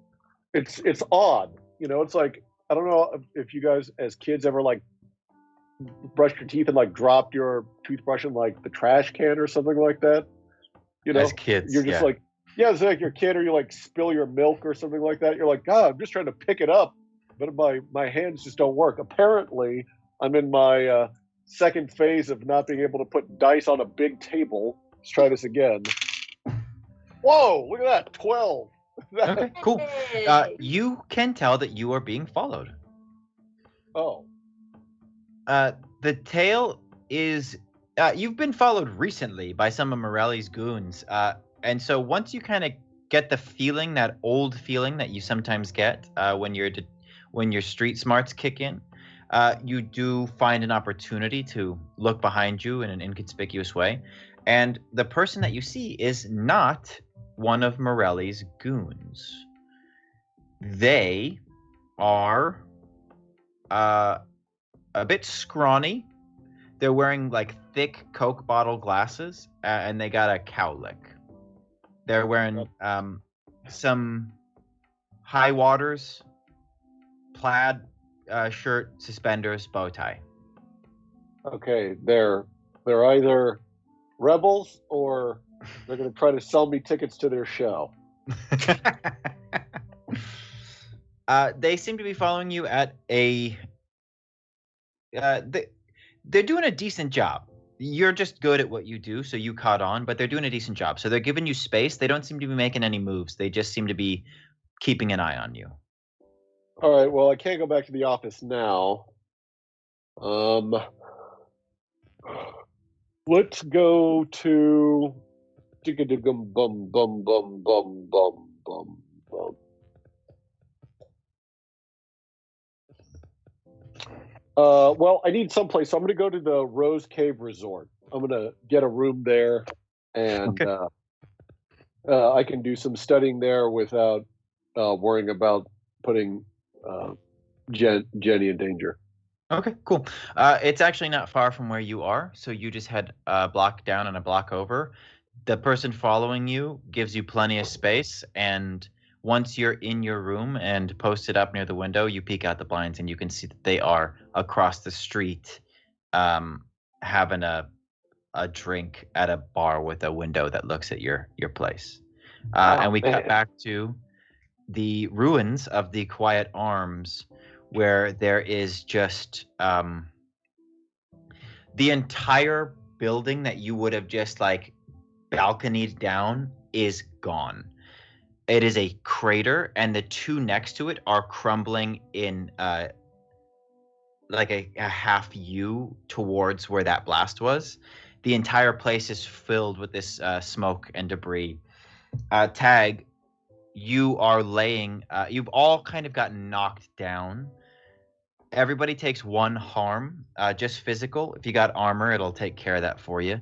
But you're having a hard time catching your breath because it's just the air is so thick with debris. It's quiet now that your ears have stopped ringing. And as the smoke settles, Tag, you see Cenac step out into your line of sight and approach you, and you hear the crunch of his feet as he walks forward. He's now returned to normal size. The magnet has been dispelled. Pretty much everything has been shut down by this blast. And he reaches down towards the mask. What would you like to do?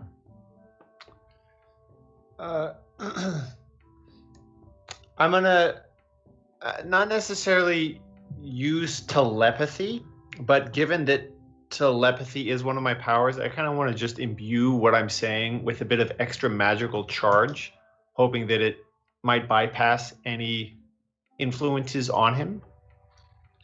And I'm gonna just say, Cenac, hey man, look around. There's people in that apartment.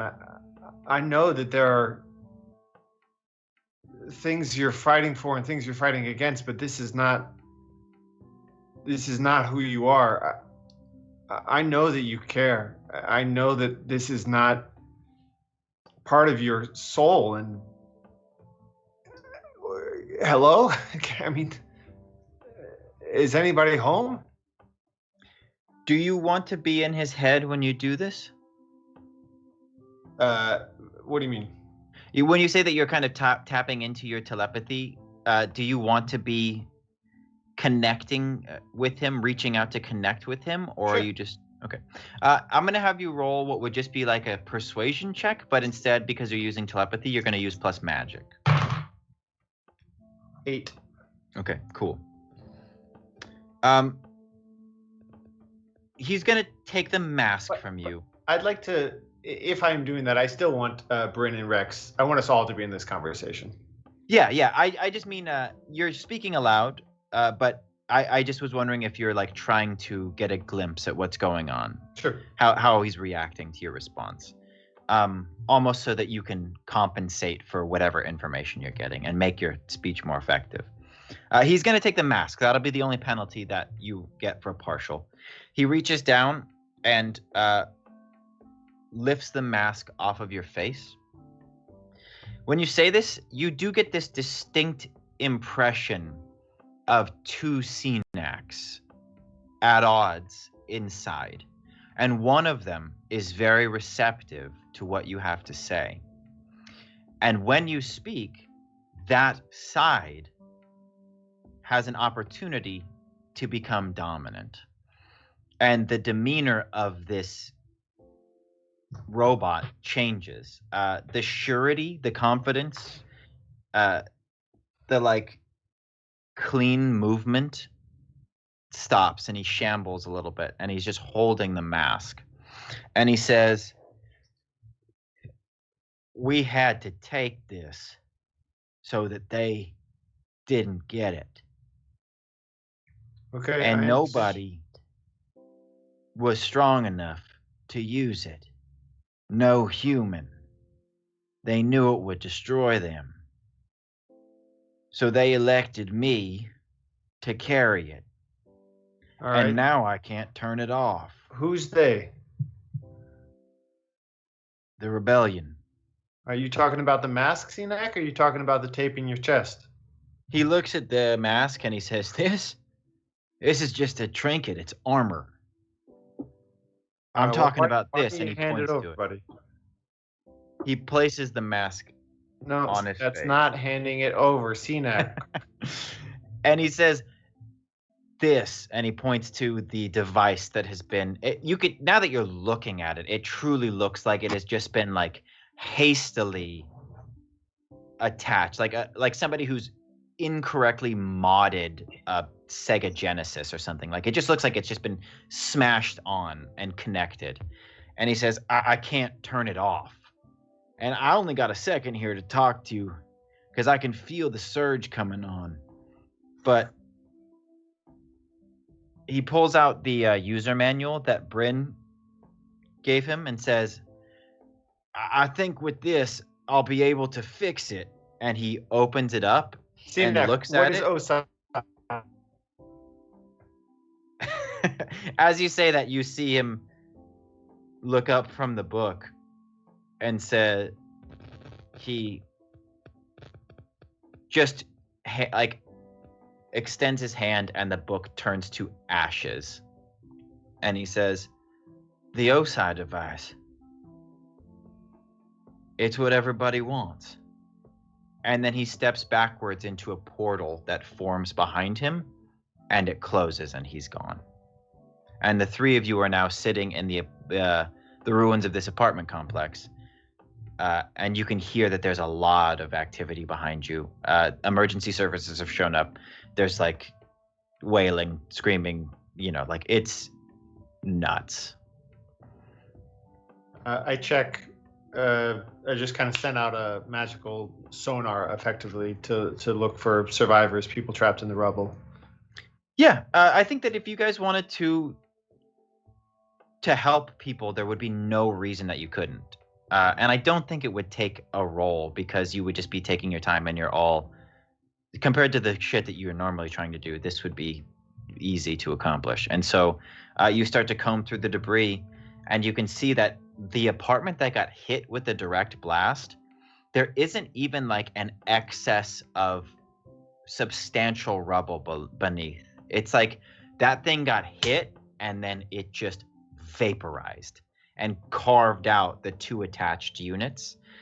Everyone else is kind of dealing with this fire that's starting to be put out. And so I think that the three of you, Bryn using magic to help quell the fire, Rex, barreling into these places that are clogged with smoke and fire and bringing them out, and Tag kind of being there in the middle to ping these life forces, these places of fear. You're able to work very quickly to assist the emergency people to help what's going on. Nobody really knows who you are. Nobody really asks. Like, the scene is such chaos that they're taking any help that they can get. And so you spend, the next long while dealing with that. Sam, you are in a ratty room at the Rose Cave Resort. It is a sleazy hotel that rents rooms by the hour. You have in front of you the piece of paper, the sides that have been cut out of the Betwixt Two Supernovas opera score, and it has some times and locations on them. Why don't you roll plus lore? If you have a skill that you think would help you crack this code, because it is a code, I will give it to you. I will give you a plus here, but otherwise it's just plus lore. All right. I don't think I have a thing that specifically would benefit this particular role, though. I do know some people who could probably help if I can't figure it out. Okay. That's a skill I do have. I know people, places. It's a 9. Okay, cool. It takes you some time, which actually works in your favor because you can see that your tail is starting to get antsy. But you're able to use the lines that are available, which seemed irrelevant at first because they'd been cut in half a lot of the times. This has just been several pieces of paper that had just been diced. You can actually tell that the code relates to the lines that are still existent. It must be a code devised for this exact kind of thing. And you realize that a lot of these appear to be dead drops for supplies. Okay. And knowing what you know about the city, they're actually not far from where you are right now. They're around the couple of blocks that would in fact be surrounding the Beacon Opera House. So all right. You get the impression that this would be, if you were right about Jork Ferdling and them stealing from the company to deliver to the rebels, this would be a list of instructions on when and where to leave whatever assets they would be leaving. There's no names, there's no people. It's just like, they end up being like corner of 45th and 1st mailbox, like just stuff like that. There's no instructions other than a location. All right. It's definitely making me think not the Morellis then. So if the Morellis aren't liquefying people. All right. Well, I'm going to head to the Beacon Opera House. I'm going to go out bathroom window, I guess, if sure. that is obscured, and try to get away without the tail spotting me.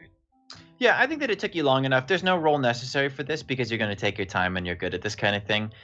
It took long enough that they were antsy and probably distracted enough or nervous enough that you're able to slip out the back when they go to have a cig or something like that.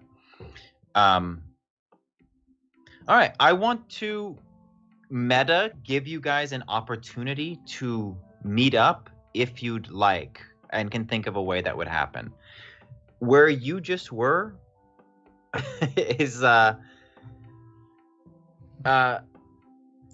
couple blocks away from where Sam is now. What would you guys do after helping as best you could with the people in this destroyed complex. Grab a drink. Okay. The only place that you know of, well, you know of two places. You know of the parlor where you know the Morellis hold shop, and you've made a splash a couple times. And you've also heard Sam talk about going to the Glamorous Fowl, which is where he was supposed to meet his contact. I would say Glamorous Fowl. Yep. Okay. Especially We're with too the known at the be other there. place. Okay. Can Cool. we? I just want to, before we leave this scene, just because I do think that it is actually important in how it establishes moving forward the tone of our show. I want to make sure that we're all on the same page. This is an event. This is like dozens of civilian fatalities just now, right? Yeah. Okay. Yeah. So this is where I'm at. I actually didn't expect any of that. I just want to tell you guys how we arrived at this place, because it was not in my plan to have this happen. The inciting incident was Poirot showing up. So when chat got Poirot in play, it fucked up everything else that I had in mind. Once this In character, a good way, let's clarify. yeah, I mean, like, I'm saying, like, this is a direct effect of chat interacting with the show. It took us in a direction that I think we're gonna have to deal with now. You know, like, it's not a story that I'm excited about in like that way, but I think it is going to be difficult for your characters because you've never fucked around in a place where there was people before. You've always been in the wilderness or underwater or any of these other places. And so this is the first event in which this kind of collateral damage has happened. But I also wasn't planning on having you guys meet Cenac yet or find out that he was Cenac yet.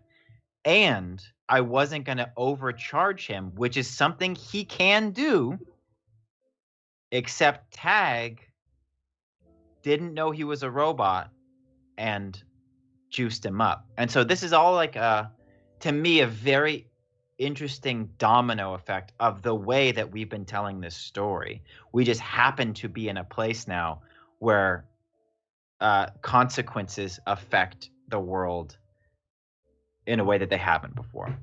I bring it up because I find it to be very interesting. But yeah, like in this situation, dude just nuked an apartment complex. Is Frankie's wife still alive? Yes.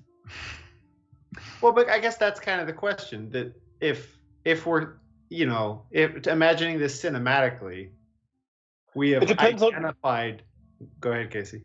I was going to say, you can pick the genre that this show is, because if it's, Black Mirror, everybody's dead or mangled, and if it's, a PG action movie, there's a ton of survivors that are covered with dust, and people coughing and stuff like that, and so some dude pops up with like a broken potted plant on his head. He's like, oh man, ugh, not my. Like somehow he only vaporized the non-living molecules. Yeah, exactly. I'll say this again. I did not have this in the script. Like I have notes, I have people and places and intentions, but I didn't have this in the script. As the characters, what world do you want to? What wreckage do you want to be walking away from? Will you tell me? Blues Brothers. Like when Carrie Fisher fires the rocket launcher into the building and the whole apartment collapses. You're not worried about like the derelict dudes who were playing like checkers the night before. Everybody just gets up from underneath the bricks, kind of dusts themselves off, and like walks on, and then the cops come out of it and they're just like, oh, my ham sandwich, or like whatever it was that they were like that's my vote. My vote is that's my vote. Yeah, so I'm torn. I'd be curious to hear what chat thinks about this. I don't want to derail us too much in this conversation, but I would love to hear chat weigh in because y'all are a big part of telling the story. I think I sort of feel similarly to Casey, and not that I want to defang the show or take away the idea of consequence. I think we've seen consequence play out on a personal level. these characters have.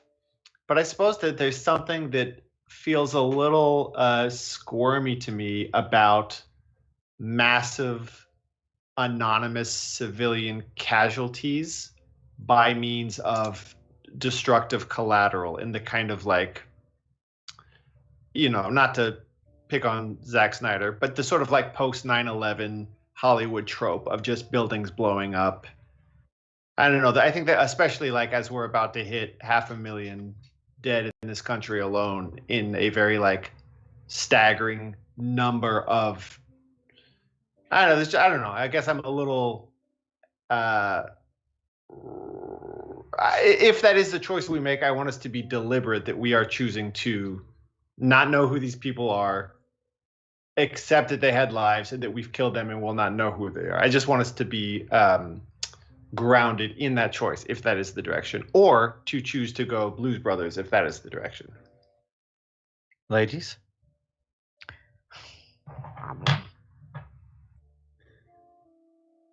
My initial I don't think I realized that so many people died, so that's why I was more like, that was close, sort of like a Spider-Man sort of thing. Like that was close, almost died. I can see merits in both ways. I think the consequences and the stakes are higher if people can really die. I do think that will change this arc going forward, for sure. I can go either way. Yeah, I feel. I guess it also depends to me on. So I have meta feelings and I have in-game feelings. The meta feelings are I think are along some of the lines that Connor identified before, that if we are choosing to have mass murder of innocent people in our game, that's not something I want to just gloss over or shy away from, and would want to deal with in game. And I don't know that we have definitely had deaths of consequence on the show. So I'm not saying that shouldn't exist in our show or that we should shy away from that. But I do think that is a big tonal shift. And then the in-game would be more like, I wonder if CNAC has any control at all over what he's doing. And I guess to me, that's my in-game justification for like how everybody could just be covered in dust, is if like he can't control the energy that he's about to shoot out, like he has to expel it, but maybe there's some amount of control that he has over its destruction. Sure. I mean, he was aiming at you. Yeah. In a moment. So I feel extra guilty because I know he was aiming at me, and me being able to dodge it then meant that, dozens or hundreds of people just died. Right. So I, as a character, feel real bad about that. Right. The way that I see it is this, and just tell me what you think. Because I too don't, I don't, as I get older and as the world is the world that we live in now, and my eyes open millimeter by millimeter about all the dumb stuff that I have glossed over in the past, I enjoy these moments in storytelling less and less. It's why, for the most part, you guys have been on empty planets, because we just didn't need to address that. And I wanted to put you guys in this city on purpose, and I made a point of it just in the first, this is like 2 weeks ago at this point, at the very beginning, saying like, this is the first time you've been in civilization. That is going to affect how this mystery plays out. And so I think about it sometimes as like, like in the Avengers, the Hulk punches a dude into a building and the, like smashes through, and then they just keep fighting. And so that is the glossing over. Like, well, there was people in that building, like it's New York. There's a lot of people everywhere. And so I think in this moment, if we look at both paths, taking the Blues Brothers path is going to allow you guys to kind of Avengers your way through this city if you choose to. And taking the other path, while it is extremely uncomfortable, is an exercise in restraint that you will now have drilled into you because of the event that just took place. If your characters move forward with everything that happens, aware of what could happen at any moment, I think that that would affect the way that you handle every situation coming at you. But it is not my intention to force grimdark stories on people. You know, I tend to avoid them myself. So I personally think that this moment can be a powerful thing for your characters to experience. You're also, except for Rex, very new heroes. You know, like Bryn and Tag have not had much experience in the field besides this adventure that we've seen. And so while Rex might have some idea of what it means to have the company do what they do in the Outback, I think that Tag and Bryn would be seeing something for the first time. So I think that the way we wrap this up, and we'll take a 2-minute break right afterwards, because I gotta pee, is we're just gonna vote. We'll say Blues Brothers or Grimdark. And at the same time... DC or Marvel. Let me offer an option C. Let me offer a third path. Let Jesse pee. Let Jesse pee. No, we would handle this beforehand. So I think that this is crazy. We're crazy in a good way. We're derailing the show to address something because I think it is a big moment because it's very different from everything we've had in the show. We know how to handle most stuff because we have experience with it, but this is the first time this has happened. And I personally would prefer that it happens in front of chat. Sure. Because I want them to know that this is honest. And if they want to weigh in, we're listening. Sure. But yeah, I mean, we're talking about a theoretical world with people that we're creating, but I think that it shows that we are invested in this tale and that it does have an effect on us. And we also hope that it has an effect on people who hear it. And therefore, if we're going to change some big things and we are improvising, I think it is interesting for them to see it. So before I pee, we're going to handle it. Here's my proposal. Mm-hmm. My proposal is that as the rubble clears, as emergency personnel are attending to the injured and we're pulling in and helping out, we're starting to just amass more and more survivors. And it seems like, while it's not the goofiness of Blues Brothers, it seems like everyone has survived. The injuries are grave, but they are not necessarily fatal. Some people are being rushed to the hospital in critical condition. And as sort of one by one, we realize that where's that old lady? So my proposal is that because we have identified individually this character, that she be a fatality of this, a known fatality, but that it not be a mass casualty event. So that's this works for me. I think that in and of itself will affect how we go moving forward. Yeah. And I would propose some things to you. How does that feel, Casey? Yeah. I'm getting nods from the ladies here. Okay. Yeah, that works for me. Yeah, I think that in this moment it will be a deciding factor, and I will use it then as a warning to all of you. And I will say that you know now that this person caught up in what was, you know, in the way that this fight moved, even though it took us 2 hours to get through it, we're talking about from the moment you fell off of the balcony and met this woman to this moment when everything exploded. We're talking 5-6 minutes. So 5-6 minutes ago, you guys were in the midst of a kooky chase scene, throwing magic around and sliding down hedge slides, and now you're standing in where a magic bomb just went off.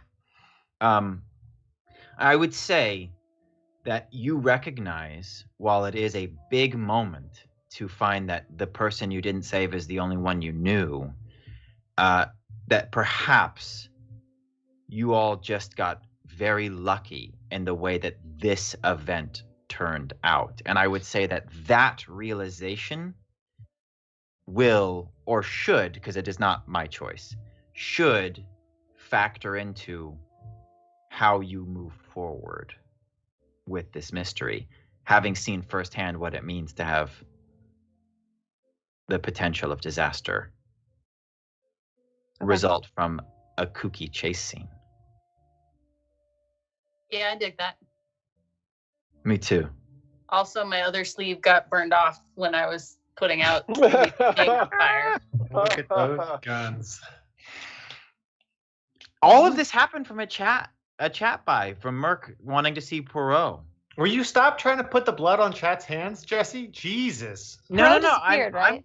I'm trying to say, like, I love it because I'm learning more how to tell this story. I'll tell this before we take a quick break, and then we can jump right back into the story and stop fucking around.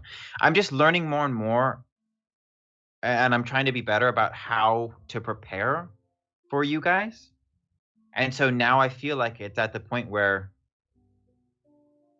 that is my preference, what we just witnessed, not the catastrophe, obviously, but the sheer deviation, that I never saw coming. Several big beats down that line that I never saw coming. And all of this happening so much earlier in the story than I would have anticipated. I prefer that so much.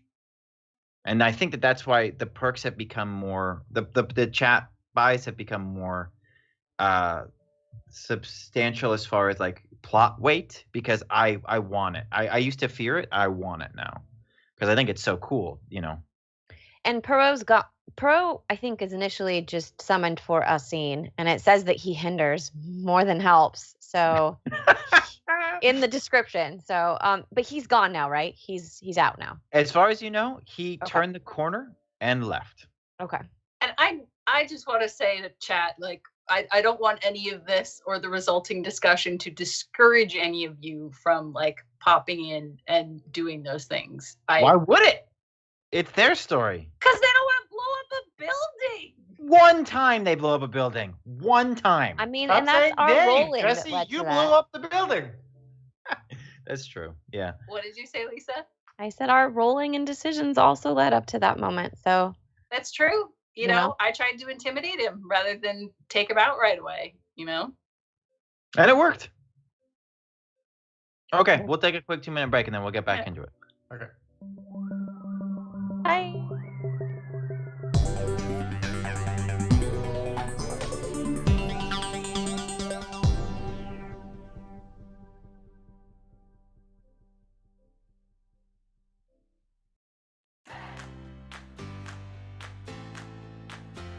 maybe I'll pick up this mangled robot. I'm like, you're coming with me.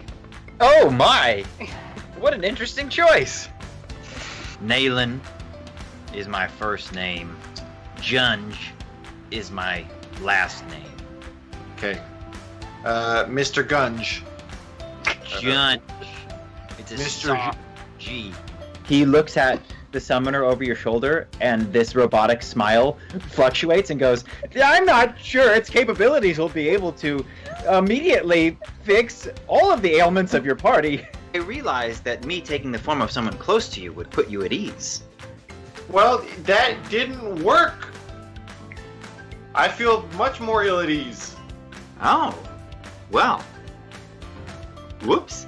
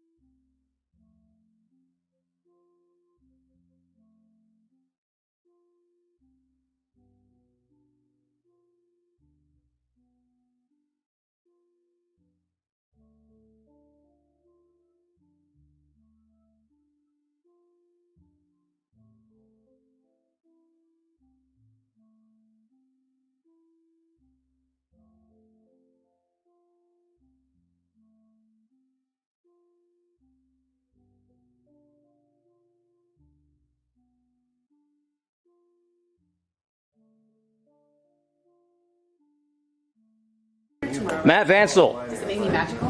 Red card. Oh, no. No. So you're out 5 minutes because you said by 5 p.m. Wait, actors are like chili. By 5 p.m. they're shit. Fair enough. It's a fair cup. You in.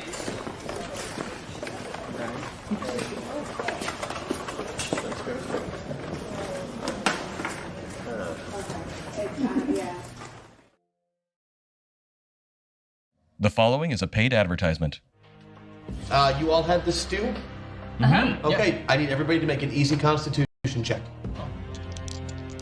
Are you kidding? You all rolled ones. That's okay. It's just stew. They serve it at the inn all day long. No big deal. She'll be fine. Okay. What? What? Your entire party dies of dysentery. Gosh, we have builds that should let us survive that, but our dice betray us. I wish there were a way to show these dice what we really thought of them. Has this ever happened to you? Your dice just hate you. You've tried everything to get them to roll well. That's right. You can do this. Just let me know what you need. Massage, bubble bath. You could go on a date after this. Yeah, Chuck E. Cheese. Seducing. Hey, come on, baby. Don't be like that. We're together. And the mood is right. Reasoning. You are a 20-sided die. The odds of rolling a 1 are 1 in 20. Now, the odds of rolling 5 ones in a row are 1 in 3.2 million. Why? Why are you sucking? Stop sucking, please. Threatening. Oh, really? You think I won't do it? I've done it before. I've done it before, and I'll do it to you. And even dark offerings. To the gods of blood, I offer you this sacrifice. Then you need Die.Club, the ultimate in dice retribution services. Here's how it works, and some testimonials. So the best thing about Die.Club is that they fit the punishment to the crime. For example,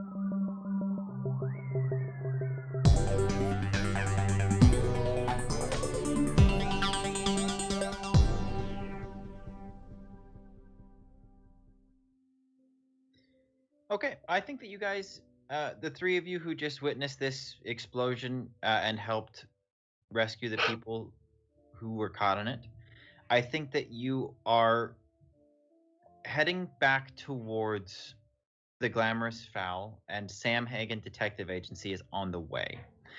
I think in sneaking out, what I'd like is for you guys to meet up. And so in the little map that I have, the Rose Cave Resort, which is where Sam is currently sneaking out of, would put him in line with you guys. And I think with this mystery, we should try something, which is, I know that you're wanting to go to the Opera House, Sam, but if the four of you meet up in this moment, it might be good to just stop back at the Sam Hagen Detective Agency and do a little bit of a round table. I think as big parts of this mystery start to unfold, it would behoove you as a detective team to sit down, kind of recap what you found out, and then decide where to go next. Unless you object, I do think Sam's got whiskey in the drawer if you're still looking for that drink. But I would like to see how you guys meet on the street, because I don't think that everybody's in a good mood. Yeah, do you want us to randomly meet on the street, or should we all rendezvous back at the agency sort of serendipitously? Me stopping in for Chinese and... I think I want to head back to the agency just because I'm covered in dust and ash and whatnot, and my sleeves are burned off. I think of your fancy fur coat. No, my fancy fur coat. Remember, we changed outfits so that we wouldn't get followed when we left. So my fancy fur coat is still good, but whatever I was wearing to replace it is. Okay. Yeah, so Sam, you go back to, plot your next move to the opera, maybe grab some supplies, and the crew heads back to wash up. And Sam gets there first, and there is a knock at the door, and when you open it, Sam, you see these 3 bruised, beaten up, and dust and ash-covered adventurers on your doorstep. Oh wow! So that was you. Why don't you come on in? You guys look like you could use a sit down. Yeah, that'd be really nice. And I go and change into some other clothes. There was a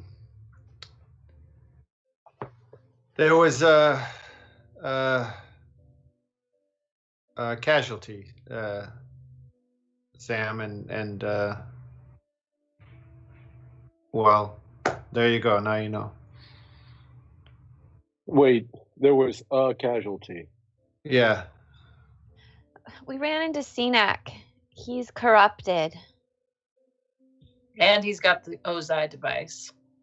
Yeah, just to be clear, I use the word corrupted because that is what's happening to him. I have used that in the past to infer that things are being affected by the malice. Oh. That was not the case. Half-Dad made you a promise before you came here that he would not interfere. Cenac seemed to be in thrall of the device, not the malice. Sorry. I just don't want to be giving you the wrong idea. Did he say anything? Yeah, he said. Or did he just try to attack you guys? Well, Hashtag Hag Attack. A masked Magica appears and challenges the team to an epic rap battle. If they win, What the happens? Magica will give them something cool. If they lose, the ghost of Frankie's wife ends up haunting them. Oh no! Oh God, Merc Somebody tell me tipped- what just happened. Merc just tipped a hack attack, fully funded, and just wrote out what happened. That is huge. Oh my God, Merc. Merc. Boom! Thank you. That's, Holy shit. Okay. Do you want me to read you what happens? Because Yes, she gets to please. decide. Okay. Yes, She please. said a masked magicer appears and challenges the team to an epic rap battle. What the fuck? If they win, the magicer will give them something cool. If they lose, the ghost of Frankie's wife ends up haunting them. Oh. Okay. Oh, yeah. Merc, you beautiful bastard. Okay, Oh my yeah, God. so as you're God, sitting thank you, there, Merc. and Sam asks if Cenac said anything, you can see behind him an outline of red orbs create a doorway, and Cenac, still wearing the mask, steps through a portal into Sam's office, where he has gone before and killed people, and says, "What's up? You totally lied to me when you gave me that book. Now I'm starting to feel like I gotta get shook. I'm coming here to get the real thing. If you don't give it to me, I'm going to take your earrings. And by earrings, I do mean brains." Who's our rapper? Shit. Who's our rapper? CNAC 88. I guess we had a spat. I get my tenses mixed up. Seems like you want to get fucked up. Shit, I hit the same word again twice, and now I'm the only one on video. I'm scared. I'm like a mice. And that's just a joke. I'm a fucking lion. You and me, we're gonna go, and only one of us is dying. So what's up? I got magic, you got parts. Like a robot, I don't know, you're shooting sparks from your joint, from your hip, from the thing in your chest. I don't wear a bulletproof. Come at me. I'm afraid of you right now. Do your worst with your mask and your gun and your red portal, son. I don't want one. I want all of them. So bring it on down. This is the crew. We're void jumping now. Cenac steps back and puts his hands out, and a portal forms behind him, and he says, "I've been bested." And wait, does anybody else? I'm not trying to shut him down. Does anybody else want to go? It's fun. No, can't follow that. You got son.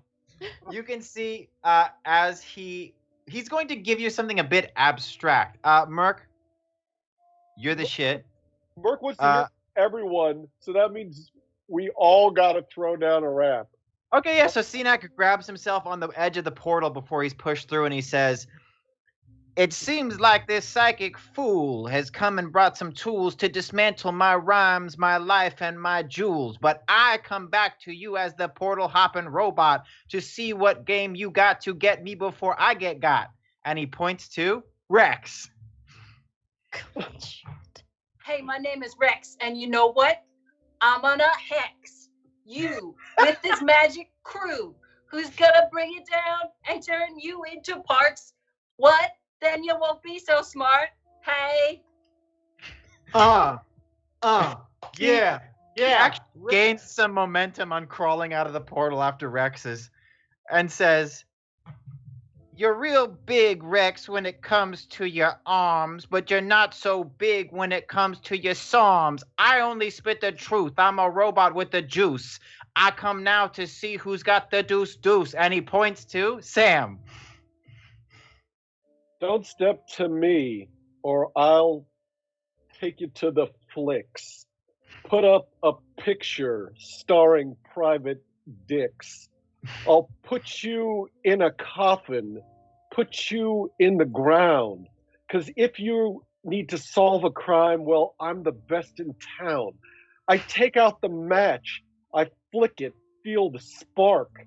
Don't come at me, son. There's trouble after dark. So CNAC 88, if that's your real name, you best step off me, 'cause Jenny is my dame.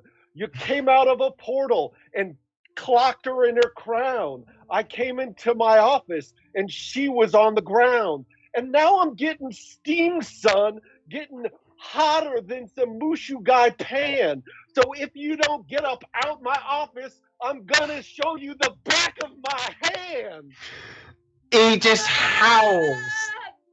howls and grabs the edge of this portal. You can't even tell what he's clinging onto, but the magic seems to be rippling off of him as Sam's lyrics slap him backwards. The mask is askew on his face. He brings himself forward and says, "I will not be bested by any in this room. I am the portal robot, and for you I have only doom. If you're coming at me to show me what you say, I am listening right here, right now, and every day. But there's one last of you who must speak to banish me. For if you best me now, you will truly be free. This place where you reside will be a sanctuary, free from my portals, my evils, and me." And he points at Bryn. Look, I don't rap. I'm just a fire summoner on tap. So take yourself away before I come out to play. And I'm going to fuck you up, right up in your cup, on your head, down below, give you shit real slow, because that's how I roll. The mask flips off of his face and he says, "This unexpected rap battle will not be my end. But to you, the side of me that still resides as friend, I will keep my promise. This office is free from my portals, my evils, and me."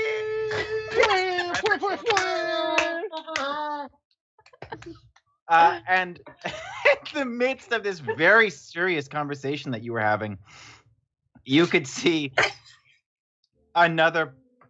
No, the mask is just spinning on the ground, kind of like the end of Inception style. And you just intuit that this portal monster must have been coming to get the real user manual after having you trick him into a magic one. But with the powers of your rap battle, you magic users here can now tell that the office is being protected by some field, which will not allow any portals to happen. And so because of this win, you will now have one safe place in this city where those portals Tag saw had no limit can no longer get you. Well done, adventurers! That was incredible. Thanks, Mark. Yeah, that was brilliant. Crazy. Win. That was fucking wild. Everyone here is a rap god. I am so thrilled to be on this team and so proud of everyone here for stepping up and doing that, and so proud of Chat Merc for just dropping that freaking narrative bomb. That's just that was cool. That was cool. And very tasteful to do it here and not on the rubble and the corpses of the destroyed building. At that moment, the office door is kicked in, and Jenny kicks in the door, waving the 4-4, and is just like, "Boss, what in the hell was that? I heard some real hot rap bites coming through." Why are you kicking my door? You think they just grow on trees? Use the doorknob. Come on. She reads the room a little bit, and though everyone's kind of high on their rap victory, she can see that there is some sorrow in your adventuring eyes, and she just like safeties the void blaster and says, "My apologies," and closes the door behind her as she leaves. Wait, where's Spinach? He's on the ground. I had assumed we were still in. I didn't realize we were in the inner office. I thought we were still outside. Okay, yeah. That makes sense. So she actually came out of Sam's room. She'd come out of Sam's office and had been picking up in there and returned and closed the door. So yeah, Rex says, "Where's Fittich?" He's dead. He what did you say? He's dead. Well, like completely 100% dead. You know, it's tough to say. I open the door and direct my body so that the shoulders are pointing towards Fittich's body. Jenny's standing in the foreground there, sweeping, and she stops.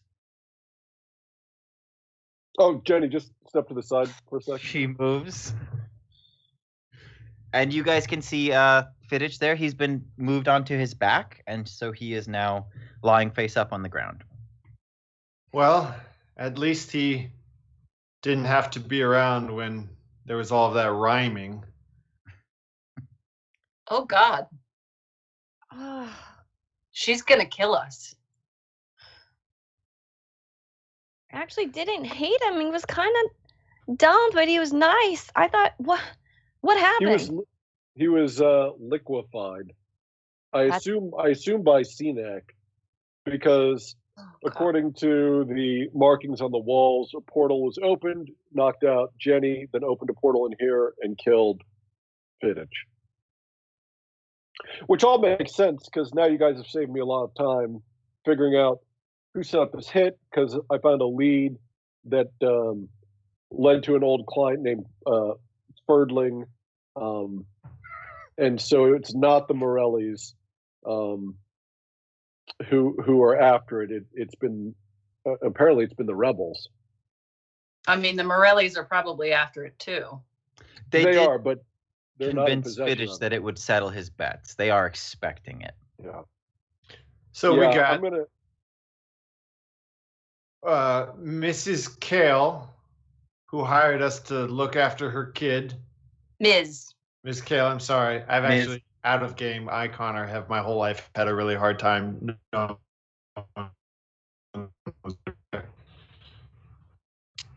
So she, or I don't know about after us, but we're gonna have to answer to her regarding a dead kid. The Morellis were expecting a device from the dead kid, and we got a possessed robot running around vaporizing half the city. Is that about sums it up? Is the device what's in his chest? That's what everyone wants? Yeah. That is the OSI device. It looks like it has been installed into CNAC and is having what the professor told you and what you learned about the device before you got here is that it is the prototype. So that the company used to create whatever technology that they did to scare Half-Dad. But it is a prototype because it is they said it is very unstable and dangerous, and so they've used that as a jump off point to create safer technology, but the prototype is unstable. The Continuum made the O-side device, which is a prototype, and is the unstable. company. The company. Sorry, yeah, the company. Yes. And it's a Yes. prototype for what other devices that they've made. Yeah. What did For the new ones that have dropped the void barrier around the planet, that are sucking the energy around. This OSI device is the groundwork for whatever they did to convince Half Dad to be like, I need your guys' help. Okay. Based off of what I know best, I go to Sam's desk drawer and I pull out his bottle of whiskey and just start pouring it directly into my mouth. Okay. All right, I walk over Someone to the bar. tries to grab it away from me, or I just walk over to the bar, grab some glasses, and put them down on the desk next to Rex as she's drinking. I'm like, at least enjoy it. It's the good stuff. Oh yeah.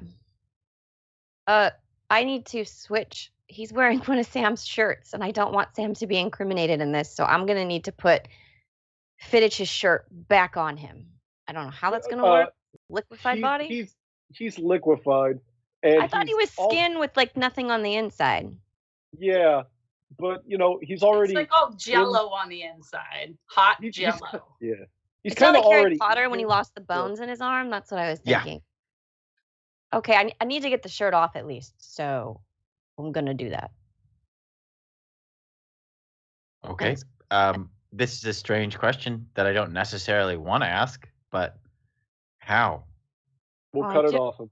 I was just gonna. Do you have scissors? Yeah. Yeah. Okay. Yeah, you guys can cut it off him, no problem. Okay. I was trying to bait Bryn into using magic. I mean, no. I could. You guys cut it off him, and it's gross, but it works.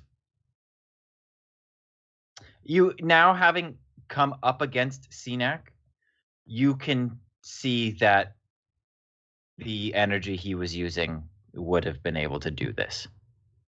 That whatever he was siphoning out of those portals would have been able to do this. All right. I'm gonna gently search through his belongings and his clothing to see if he actually had the actual manual. I'm just gonna keep myself honest here.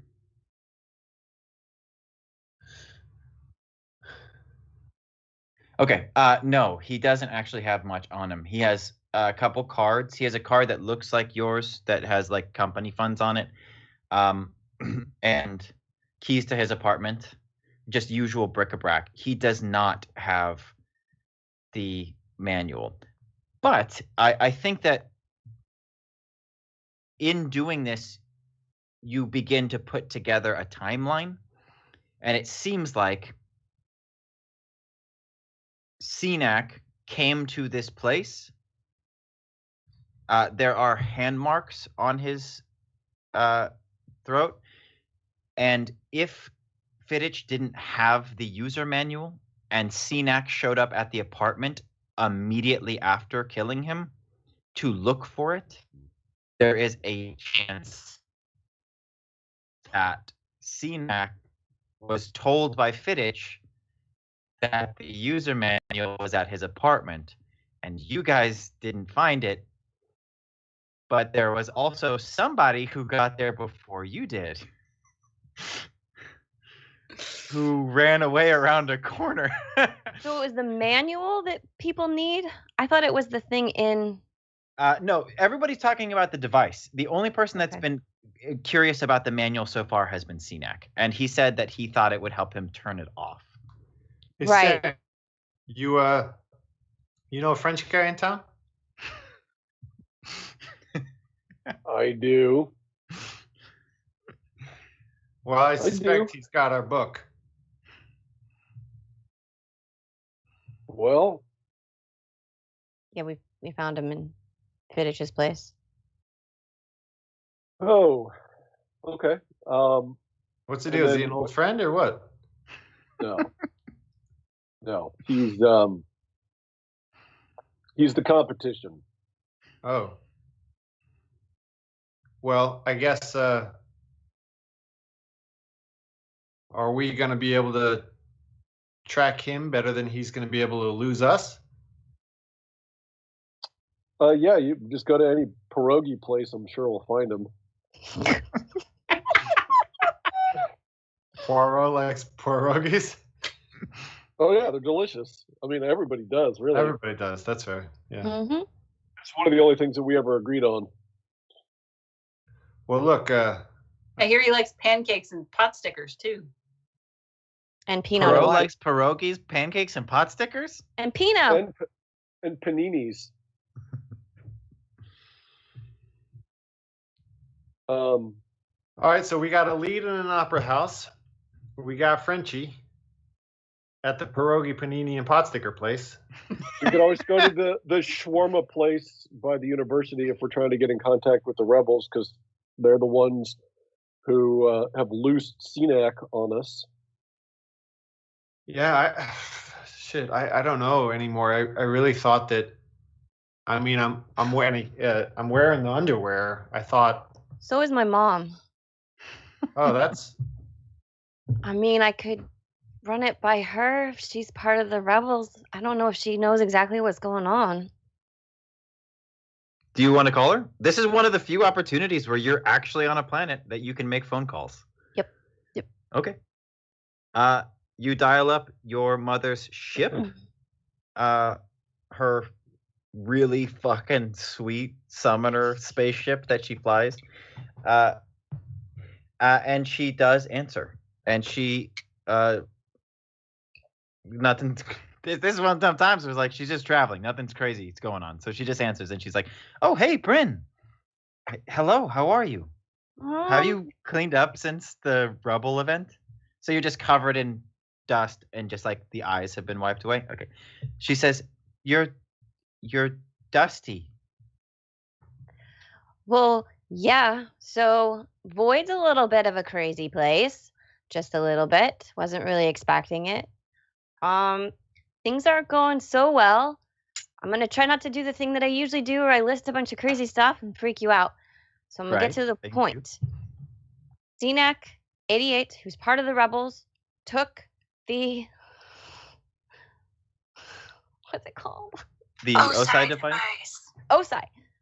Okay. It's like hi, but OSI. Okay. OSI like device. Lord OSI. And put it inside of himself. And now he's obliterating things. He's completely out of control, and he's working for the rebels. I'm pretty sure I saw you flash a sweet rebel badge. Yes. I forgive me, Bryn. I do know CNAC 88. I have been in contact with him, but I do not know of this device you're speaking of. Well, everybody wants it on Void, so it's completely corrupted him. He annihilated a apartment building and he killed somebody. Wow. Okay. Yeah. Bryn, I hate this feeling because I am so very far away, and even if I wanted to, I cannot turn around to help you. But I will do what I can from here. What is it you want to know? Well, I want to know what's going on with the rebels. We thought that it was a group that had similar goals as we did, but now if they're taking this machine or this thing and putting it inside a robot that's turning it into this absolutely out of control murderer, I don't know that that's true anymore.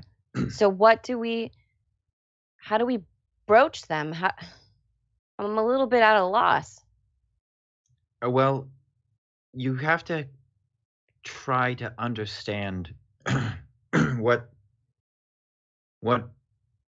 being a rebel entails. I suppose it's difficult.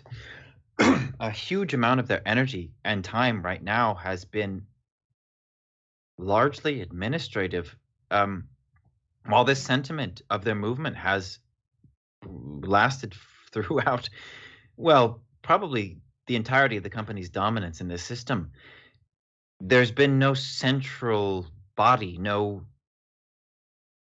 rule book, no uniform. These badges, and she stands up and lifts her robe and shows you the little mischievous boy holding a donut with the mallards kissing in the hole. Yeah. She says, "Your boy." She says these badges are new. They're in an effort for us to be able to identify each other. There's a sect on my planet, on our planet, that I am not even the leader of, but merely a sympathizer. There is a sect on Swap Bloom. just a test. All these private dicks after a French flowers and not a single Titanic muffin in sight. What? I don't What? have it pulled. Wait, what? Hold on. I don't have it pulled up. I don't have a clue what that was. Hold on. Tell me when you find out. All these private dicks after a French dick and not a single Titanic muffin in sight. That is a hashtag swap tip from Merck. Swap. A GM swap? Just I a don't test. know. Oh. Okay. If we got a swap, you let me know. Otherwise, I'm gonna roll forward on the scene. Thanks, Merc. I don't understand what's happening, but somebody tell me. Okay. Oh, she was testing the filth filter. Got it. Wonderful. Okay, so she says, yeah, there's all these different groups that have the same idea in mind, but until very recently, no one's tried to get them to work together. And so while this group on Void may be in contact with, obviously, me through CNAC or whoever, there is a chance that they are operating largely independently. And so until there is some kind of central leadership, a lot of what they're doing is just trying to get everyone on the same page. And so I can't necessarily get you an introduction. But I can tell you that what you're experiencing may be an anomaly. Their leadership, their membership, they may be slow to realize how dangerous what they're trying to do is, or maybe they're in a tighter spot if things are as wild as they appear on Void right now. I don't know what to tell you. Well, okay, so is the summoner here, or is the summoner headed out to Celestro, whatever it is? The summoner is on his way to the meeting, the council meeting. I believe he has a son. I have not met him, but I do believe he has a son who would be in a similar standing as you, the heir apparent, probably overseeing things in the summoner's absence. So I could most certainly arrange a meeting with the summoner's heir, if you think that would help. Yes, this is his jurisdiction. He should know what's going on and trying to help. I do not know much about their family, and I've had very little interaction with the Void Summoner in recent years, but being so close to the headquarters of the company, I feel, has affected their desires as a leader in drastic ways.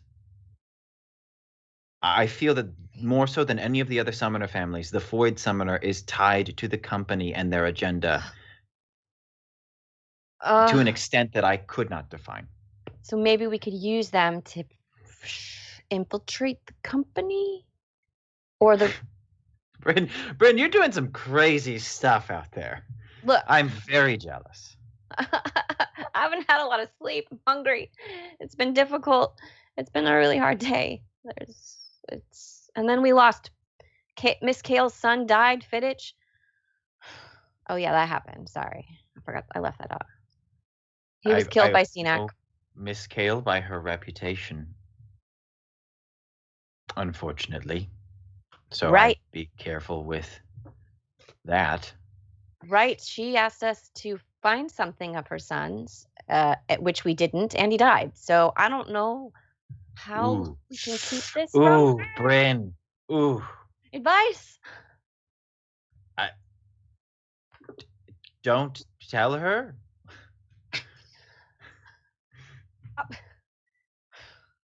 So I don't know. lie? What to tell you. So lie. Yes, lie. Is this the first time you've told one? I mean, I've omitted the truth, but I've never flat out lied. You literally just manufactured a fake book to give to a robot that came out of a portal. Is it Sam? It was a book. Is it Sam? Tell Sam I said hello. Sam's here. Sam, my mom says hi. Oh, hello. Just hanging out at the office, you know. How's fire planet? How's the palace? Good. I hope. I have not heard much, but I have it in the hands of some good people. I'm actually in space, Sam. I'm traveling on a very. She tilts the Zoom call to show her quarters. You can see out there. She says, "Look, we're flying by Water Planet right now." She points out. Oh, wow. Yeah. Hey, Bird's mom. It's Oh, it's hey, me, it's Tag. Tag. Oh, and Rex. The whole gang's here. Hi. Hi. Did you see the Water Planet? I said we saw the water planet. Yeah, it's really beautiful. Yeah, from space. It's not so great when you're down there. Bryn, I can tell you this. Okay, bye. I just want to. Nice to see you. Sure. Yes, this is for all of you. I understand that you're all. Oh, in the okay, same I didn't boat know here, you were maybe having a moment. No, it's more advice, I guess. It seems as though a lack of organization on the parts of several different factions may be your greatest asset. If they are all looking for the same thing, you may be able to play them against each other instead of having to deal with them yourself. So whatever you choose to do, I would take a good look at the hierarchy of these factions and see if there's a way that you can use them against each other just to get them to do the hard work for you, or to at least buy you some time. As far as the summoner goes, I know nothing about his son. I would go in with an open mind and an open heart. Okay. But just know that their family is traditionally closer to the company than most of us choose to be. Well, maybe he's young and maybe he's easily impressionable, and I can just work on him to get that out. Sure. Yeah, that sounds wonderful. Okay.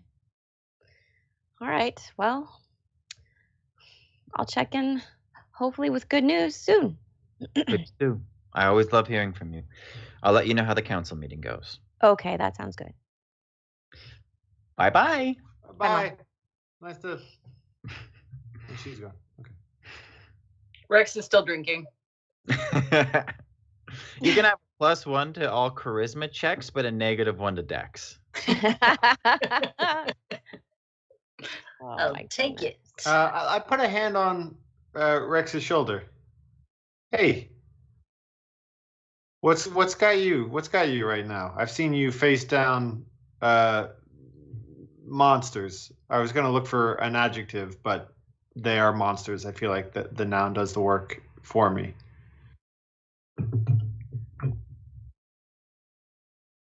Hundreds of people almost just died because I ducked.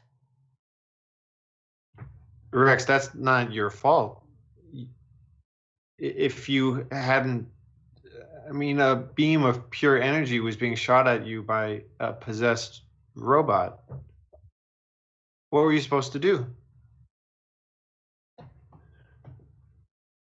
Not let more innocent people die. Well, you didn't. You got in there in the building as soon as you could, sacrificing your own safety to make sure that. Rex, I think that you saved people today. Maybe. Doesn't really feel like it. Yeah, maybe. Not to mention. Yeah, I know. The psychopath of the boss, whose son is now dead. We're gonna have to deal with that. So, for the moment, the way I'm dealing with it is through alcohol. My alcohol, but yeah, more so relatively correct. We both have executive cards now, Sam. Put it on the tab. It's just, it's not a matter of money, it's a matter of convenience, and also, politeness, like, oh, hey, Sam, can I have some whiskey? Yeah, of course, obviously, we're friends, help yourself. I take one of the glasses and I pour a little bit of whiskey into the glass, and then I hand it to him, and I go back to drinking straight from the bottle. Oh, man. Yeah. Also, not to like butt in my nose where it doesn't belong, but if you take credit for the destruction of somebody else, it just seems like a recipe for not feeling so good about yourself most of the time.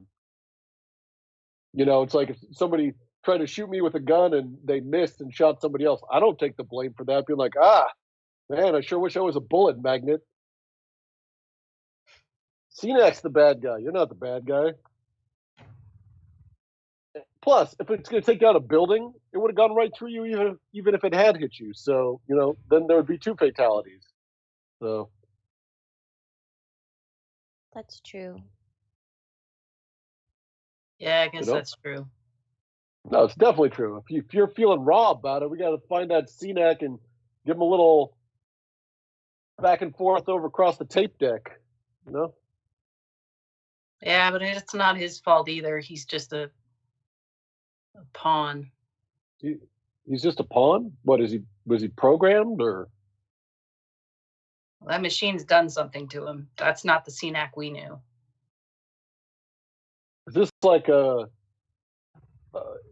temporary insanity thing? Because I've done a couple of those cases where it's like, oh no, I lost my job, so the murders don't count, or like, No, I went in here and it's true. You can tell that he has the sentience and he has a controlled program, and they're fighting within him. Wait, you can telepathically link with robots? Yeah. Whoa. Yeah, if that robot has a sentience, sure. Wow. I'm not going to link up with a microwave oven, but if that machine can think and feel and talk and logic and, come up with creative, divergent thoughts, then yeah, I can connect that. Wow. Okay. That's powerful. Okay. Well, yeah. I think that as the conversation circles towards what it means to be sentient and have thoughts and feelings and language, the camera pulls back into a wide and tilts down so that we can see that there is in fact a body still on the floor, and Rex is drinking, looking at the feet of this body, mulling over what it would mean for Kale to find out about this. Bryn's idly playing with the console in which she just spoke to her mother, trying to figure out what exactly she might be able to do in a situation with way too much at stake. And Sam and Tag still continue to talk about what it means to have thought. And the camera goes out of the window and slowly raises into the sky, where we can still see a couple blocks over a hole in the skyline where there's smoke and a little bit of a red glow from some residual fires. And the camera continues to rise and show Void, this world that is never sleeping, never stopping, always moving. And as the sun starts to come up and we get a better picture of the destruction a few blocks away, a red door carves itself out in the sky, and we look as CNAC takes off the purple-eyed mask and stares at the destruction below. And for just a moment, there's what could be sorrow on his face before a spark in the machine sends a surge of red energy through him, and he puts the mask back on and disappears into the portal. And as the sun comes up on the Void planet, your first day is officially over, and it is now Tuesday. Just a few more before your meeting to debrief with the board on Friday morning. Blackout. When do we sleep? Holy smokes! Yeah, it's an intense episode. I really, I don't know if, I really appreciate the conversation we had midway through our pre-break chat. I appreciate everybody sticking in for that. Me too. Now, I'm not here to poke holes, but I do want to clarify. After the rap battle, the mask was left spinning in the office, right? Yeah. So what I said during the epilogue was a different mask. It can't. I don't care. It can be. He can have. No, I don't want him to have it. I want you guys to have it. All right. So we have it. So I like the imagery, but so fucking fix that in post or whatever. Yeah, we'll get on that. Yay! All right. Chat sent in some questions to ask us all, and Jesse, if you want to let us know what the question was. I do, but before I do, I would like to say that we also hit a name a character perk, and I think that this Void Summoner's heir, who Bryn has just learned about, would be great for if chat would like to name the Void Summoner in training. I think the gender can be decided by chat as well, no matter what we were talking about before. I think that having you decide a bit about him. I remember when Merc named Sly, I think there was some requests in there as well as to who and what they kind of were like. I would love to do that again. If I could get some solid input from chat to just give me a place to build the character off of, I'd love that. So yeah, Void Summoner heir. I'm going to let... Could be anything, son, daughter. We're just saying young Void Summoner. Yeah, any way you want it. And just give me a little character detail, and I will do my best to honor that. And I will let this people smarter than me figure out how to get me that information. All right, and we got a question from chat. I'm going to give it to Meta Voice again. I think that's 2 weeks in a row. But I just like the question too much. We got this one in Discord. If you guys want to send in a question, please send it into our Discord or tag us on Twitter. We'll take them however we can get them, and we will ask them to the cast at the end. But this question is, what animal adaptation or part would you like to have? That already exists? Got a strong first? I'm just going to point around the circle. I don't think that there's a limit on this, so... we're going to go with Lisa. You mean like voice in a show, or like if I could turn into an animal, what would I turn into? I think it's kind of like an Animorphs question, but it would be like an ability that an animal has or a part that an animal has. But I think if you want to just tell us what your Animorph animal would be, that'd be pretty cool too. Okay, I'm not going to screw this up because a long time ago we talked about Patronus, and I had a couple drinks in me, and I said giraffe, and then I really thought about it, and I was like, no. And I got stuck in it because my friend Darlene Sellers was there, and then she brought it up many times, and I couldn't get out of it. So I'm going to be much smarter. My animal that I feel kinship with is a fox. Just sly and sneaky, and I don't know. I love cuddly, cute, kind of like a cat where they'll let you get a little bit close. Dog for Halloween. And then not too close, but you can get close, but you can't get too close. Like I feel like I just really like foxes, so it'd be a fox. Casey? Gotta go with an eagle dog. Gotta get the an eagle dog? That's right. That's right. It's like a small manticore, you know. Instead of a lion, it's half eagle, half dog. It's like a dachshund, but with wings and claws. A wiener dog with wings? Yeah, that's it's so like cute. a wiener dog mixed with an eagle. But the wings don't really support the full dog, so its back half is just kind of like hanging down, like he's just picked up on her shoulders. I mean, you're naming what you're turning into now. I did not pick the slope-backed wiener dog with wings. That's just wait till your turn, Connor. I'm gonna chime in afterwards and be like, what he means is slope-backed wiener dog with wings. With a wing. That's good. That's good.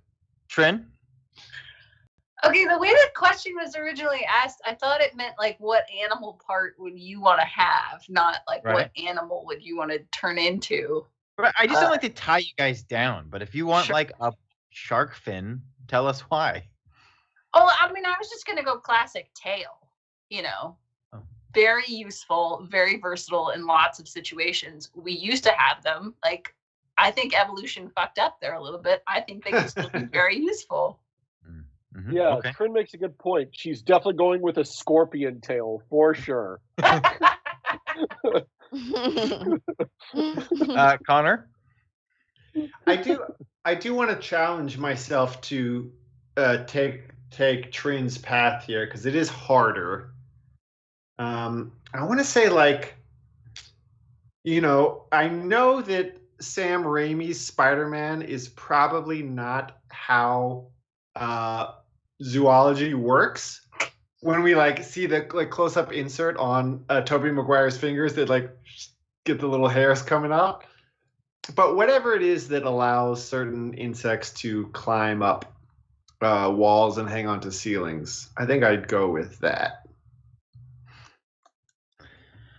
I think I'd go for poison glands.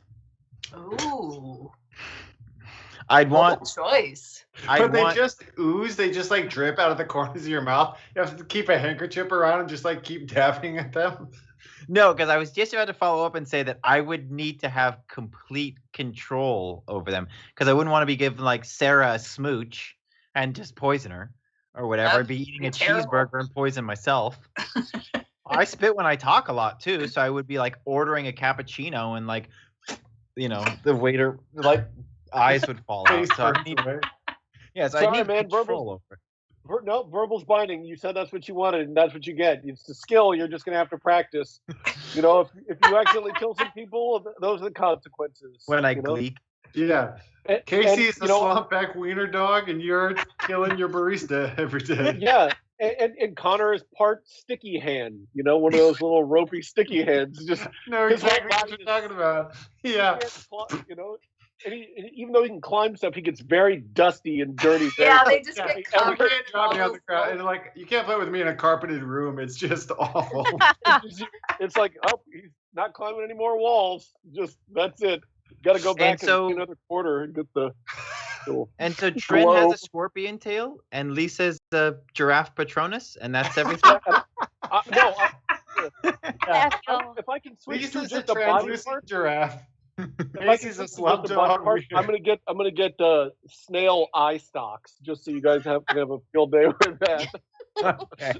We got nothing funny to say about that, man. This is our animated show. It's coming out next year.